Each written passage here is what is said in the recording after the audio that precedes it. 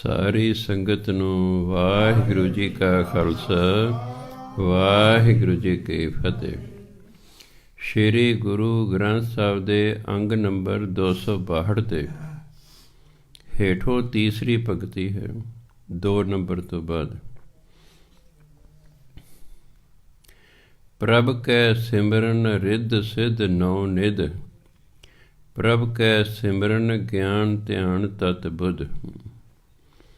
ਰਿੱਧ ਰਿਧੀ ਮਾਇਆ, ਸਿੱਧ ਸਿੱਧੀ ਕਰਾਮਾਤੀ ਸ਼ਕਤੀਆਂ, ਨੌ ਨਿਧ ਸੁੱਖਾਂ ਦੇ 9 ਖਜ਼ਾਨੇ। ਪਰਮਾਤਮਾ ਦਾ ਸਿਮਰਨ ਕਰਨ ਨਾਲ ਮਾਇਆ ਮਿਲਦੀ ਹੈ, ਕਰਾਮਾਤੀ ਸ਼ਕਤੀਆਂ ਮਿਲਦੀਆਂ ਹਨ ਅਤੇ ਸੁੱਖਾਂ ਦੇ 9 ਖਜ਼ਾਨੇ ਮਿਲਦੇ ਹਨ। ਸੰਸਾਰ 'ਚ ਸੁੱਖਾਂ ਦੇ 9 ਖਜ਼ਾਨੇ ਗਿਣੇ ਗਏ ਨੇ, ਉਹ ਸਾਰੇ ਸਿਮਰਨ ਕਰਨ ਵਾਲੇ ਨੂੰ ਪ੍ਰਾਪਤ ਹੋ ਜਾਂਦੇ ਹਨ। ਰਿੱਧ ਦਾ ਸੰਬੰਧ ਹੈ ਮਾਇਆ ਨਾਲ, ਸਿੱਧ ਦਾ ਸੰਬੰਧ ਹੈ ਕਰਾਮਾਤੀ ਸ਼ਕਤੀਆਂ ਨਾਲ। ਹਿੰਦੀ ਦੇ ਸ਼ਬਦ ਹੈ ਰਿਧੀ ਸਿੱਧੀ ਨੌ ਨਿਧੀ। ਲਿਖੇ ਸਪੈਲਿੰਗ ਉਹੀ ਲਿਖੇ ਨੇ ਗੁਰਬਾਣੀ 'ਚ, ਪਰ ਗੁਰਬਾਣੀ ਦੇ ਨਿਯਮ ਅਨੁਸਾਰ ਇਹਦਾ ਉਚਾਰਨ ਹੈ ਰਿੱਧ ਸਿੱਧ ਨੌ ਨਿਧ। ਪਰਮਾਤਮਾ ਦੇ ਸਿਮਰਨ ਕਰਨ ਨਾਲ ਰਿੱਧ ਮਾਇਆ ਸਿੱਧ ਕਰਾਮਾਤੀ ਸ਼ਕਤੀਆਂ 9 ਨਿਧ ਸੁੱਖਾਂ ਦੇ 9 ਖਜ਼ਾਨੇ ਪ੍ਰਾਪਤ ਹੋ ਜਾਂਦੇ ਹਨ। ਪ੍ਰਭ ਕੈ ਸਿਮਰਨ ਗਿਆਨ ਧਿਆਨ ਤਤ ਬੁੱਧ। ਪਰਮਾਤਮਾ ਦਾ ਸਿਮਰਨ ਕਰਨ ਨਾਲ ਰੱਬੀ ਗਿਆਨ ਪ੍ਰਾਪਤ ਹੋ ਜਾਂਦਾ, ਰੱਬ ਨਾਲ ਧਿਆਨ ਜੁੜ ਜਾਂਦਾ ਹੈ ਅਤੇ ਤਤ ਬੁੱਧ, ਤਤ ਪਰਮਾਤਮਾ ਨੂੰ ਕਹਿੰਦੇ ਨੇ, ਰੱਬੀ ਮੱਤ ਪੈਦਾ ਹੋ ਜਾਂਦੀ ਹੈ। ਹੁਣ ਤਾਂ ਸਾਡੀ ਆਪਣੀ ਮੱਤ ਹੈ ਨਾ, ਫਿਰ ਸਾਡੇ ਅੰਦਰ ਰੱਬੀ ਮੱਤ ਪੈਦਾ ਹੋ ਜਾਏਗੀ। ਪਰਮਾਤਮਾ ਸਿਮਰਨ ਨਾਲ ਰੱਬੀ ਗਿਆਨ ਪ੍ਰਾਪਤ ਹੋਏਗਾ, ਪਰਮਾਤਮਾ ਦਾ ਧਿਆਨ ਪ੍ਰਾਪਤ ਹੋਏਗਾ ਅਤੇ ਰੱਬੀ ਮੱਤ ਪ੍ਰਾਪਤ ਹੋ ਜਾਏਗੀ। ਸੋ ਪਰਮਾਤਮਾ ਦੇ ਸਿਮਰਨ 'ਚ ਸਾਰੀ ਸੁਖਨੀ ਦੀਆਂ ਪਹਿਲੀਆਂ 2 ਅਸ਼ਟਪਦੀਆਂ ਜਿਹੜੀਆਂ ਨੇ, ਇਸ ਸਿਮਰਨ ਦੇ ਲਾਭ ਵੀ ਦੱਸੇ ਹੋਏ ਨਿਸ਼ਚੈ। ਇੱਕ ਵਾਰੀ ਕਈ ਸਾਲ ਪਹਿਲਾਂ ਮੈਂ ਲਿਖੀ ਗਿਆ, ਪਹਿਲੀਆਂ 2 ਅਸ਼ਟਪਦੀਆਂ ਦੇ ਵਿੱਚ ਸਿਮਰਨ ਦੇ 72 ਲਾਭ ਦੱਸੇ ਹੋਏ ਨੇ, ਬਾਕੀ ਤਾਂ ਫਿਰ ਕੋਈ ਕਸਰ ਹੀ ਨਹੀਂ ਰਹਿ ਗਈ। ਇਸ ਲਈ ਸਿਮਰਨ ਜਿੰਨਾ ਸਮਾਂ ਮਿਲੇ ਜ਼ਰੂਰ ਕਰਨਾ ਚਾਹੀਦਾ। ਪ੍ਰਭ ਕੈ ਸਿਮਰਨ ਰਿੱਧ ਸਿੱਧ ਨੌ ਨਿਧ। ਪਰਮਾਤਮਾ ਦਾ ਸਿਮਰਨ ਕਰਨਾ ਰਿੱਧ ਮਾਇਆ ਸਿੱਧ ਆਤਮਿਕ ਸ਼ਕਤੀਆਂ 9 ਨਿਧ ਸੁੱਖਾਂ ਦੇ 9 ਖਜ਼ਾਨੇ ਪ੍ਰਾਪਤ ਹੋ ਜਾਂਦੇ ਹਨ। ਪਰਮਾਤਮਾ ਦਾ ਸਿਮਰਨ ਕਰਨਾ ਰੱਬੀ ਗਿਆਨ ਪ੍ਰਾਪਤ ਹੁੰਦਾ ਹੈ, ਰੱਬ ਨਾਲ ਧਿਆਨ ਜੁੜ ਜਾਂਦਾ ਹੈ, ਤਤ ਬੁੱਧ ਰੱਬੀ ਮੱਤ ਪੈਦਾ ਹੋ ਜਾਂਦੀ ਹੈ। ਪ੍ਰਭ ਕੈ ਸਿਮਰਨ ਰਿੱਧ ਸਿੱਧ ਨੌ ਨਿਧ। ਪ੍ਰਭ ਕੈ ਸਿਮਰਨ ਰਿੱਧ ਸਿੱਧ ਨੌ ਨਿਧ। ਪ੍ਰਭ ਕੈ ਸਿਮਰਨ ਰਿੱਧ ਸਿੱਧ ਨੌ ਨਿਧ। ਪ੍ਰਭ ਕੈ ਸਿਮਰਨ ਰਿੱਧ ਸਿੱਧ ਨੌ ਨਿਧ। ਪ੍ਰਭ ਕੈ ਸਿਮਰਨ ਗਿਆਨ ਧਿਆਨ ਤਤ ਬੁੱਧ। ਪ੍ਰਭ ਕੈ ਸਿਮਰਨ ਗਿਆਨ ਧਿਆਨ ਤਤ ਬੁੱਧ। ਪ੍ਰਭ ਕੈ ਸਿਮਰਨ ਗਿਆਨ ਧਿਆਨ ਤਤ ਬੁੱਧ। ਪ੍ਰਭ ਕੈ ਸਿਮਰਨ ਗਿਆਨ ਧਿਆਨ ਤਤ ਬੁੱਧ। ਜੇ ਕੋਈ ਇਸੇ ਲਾਈਨ ਇਕੱਲੀ ਦਾ ਵੀ ਜਾਪ ਕਰੀ ਜਾਏ, ਜੋ ਇਹਦੇ ਵਿੱਚ ਲਿਖਿਆ ਉਹ ਪ੍ਰਾਪਤ ਹੋ ਜਾਂਦਾ ਹੈ। ਬਾਣੀ 'ਚ ਇੰਨੀ ਤਾਕਤ ਹੈ। ਤੁਸੀਂ ਬਾਣੀ ਪੜ੍ਹ ਰਹੇ ਹੋ, ਤੁਹਾਨੂੰ ਕੀ ਚੀਜ਼ ਚਾਹੀਦੀ ਹੈ, ਜਿਸ ਲਾਈਨ ਦੇ ਵਿੱਚ ਜਿਸ ਪੰਕਤੀ 'ਚ ਉਹ ਤੁਹਾਡੀ ਇੱਛਾ ਆਈ ਹੈ, ਉਸੇ ਪੰਕਤੀ ਦਾ ਜਾਪ ਕਰਦੇ ਰਹੋ, ਤੁਹਾਡੀ ਇੱਛਾ ਪੂਰੀ ਹੋ ਜਾਏਗੀ। ਜਿਹੜਾ ਪਰਮਾਤਮਾ ਦਾ ਸਿਮਰਨ ਕਰਨ ਦਾ ਸਮਾਂ ਪਾ ਕੇ ਅਮੀਰ ਹੋ ਜਾਂਦਾ ਹੈ, ਉਹਦੇ ਕੋਲ ਕਰਾਮਾਤੀ ਸ਼ਕਤੀਆਂ ਪ੍ਰਾਪਤ ਹੁੰਦੀਆਂ ਨੇ, ਉਹਨੂੰ ਸੁੱਖ ਪ੍ਰਾਪਤ ਹੋ ਜਾਂਦਾ ਹੈ, ਉਹਨੂੰ ਰੱਬੀ ਗਿਆਨ ਪ੍ਰਾਪਤ ਹੋ ਜਾਂਦਾ ਹੈ, ਉਹਦੇ ਰੱਬ ਨਾਲ ਧਿਆਨ ਜੁੜ ਜਾਂਦਾ ਹੈ, ਉਹਦੇ ਤਤ ਬੁੱਧ ਰੱਬੀ ਮੱਤ ਪੈਦਾ ਹੋ ਜਾਂਦੀ ਹੈ। ਜੇ ਕੋਈ ਇਸੇ ਲਾਈਨ ਜਾਪ ਕਰਦਾ ਰਹੇ, ਪ੍ਰਭ ਕੈ ਸਿਮਰਨ ਰਿੱਧ ਸਿੱਧ ਨੌ ਨਿਧ। ਪ੍ਰਭ ਕੈ ਸਿਮਰਨ ਗਿਆਨ ਧਿਆਨ ਤਤ ਬੁੱਧ, ਸਮਾਂ ਪਾ ਕੇ ਇਸੇ ਇੱਕੋ ਲਾਈਨ ਦੇ ਜਾਪ ਕਰਦੇ ਰਹੋ, ਉੱਠਦੇ ਬੈਠਦੇ ਤੁਰਦੇ ਫਿਰਦੇ ਜਿਵੇਂ ਸਿਮਰਨ ਕਰਦੇ, ਇਹ 'ਚ ਜੋ ਲਿਖਿਆ ਪ੍ਰਾਪਤ ਹੋ ਜਾਏਗਾ। ਪਿੱਛੇ ਜੇ ਮੈਂ ਤਜਰਬਾ ਕੀਤਾ ਸੀ, ਮੈਂ ਤਜਰਬਾ ਤਾਂ ਕਰਕੇ ਦੇਖੀ, ਮੈਂ ਇੱਕੋ ਲਾਈਨ ਦਾ ਕੀਤਾ, ਪ੍ਰਭ ਕੈ ਸਿਮਰ ਰਿੱਧ ਸਿੱਧ ਨੌ ਨਿਧ।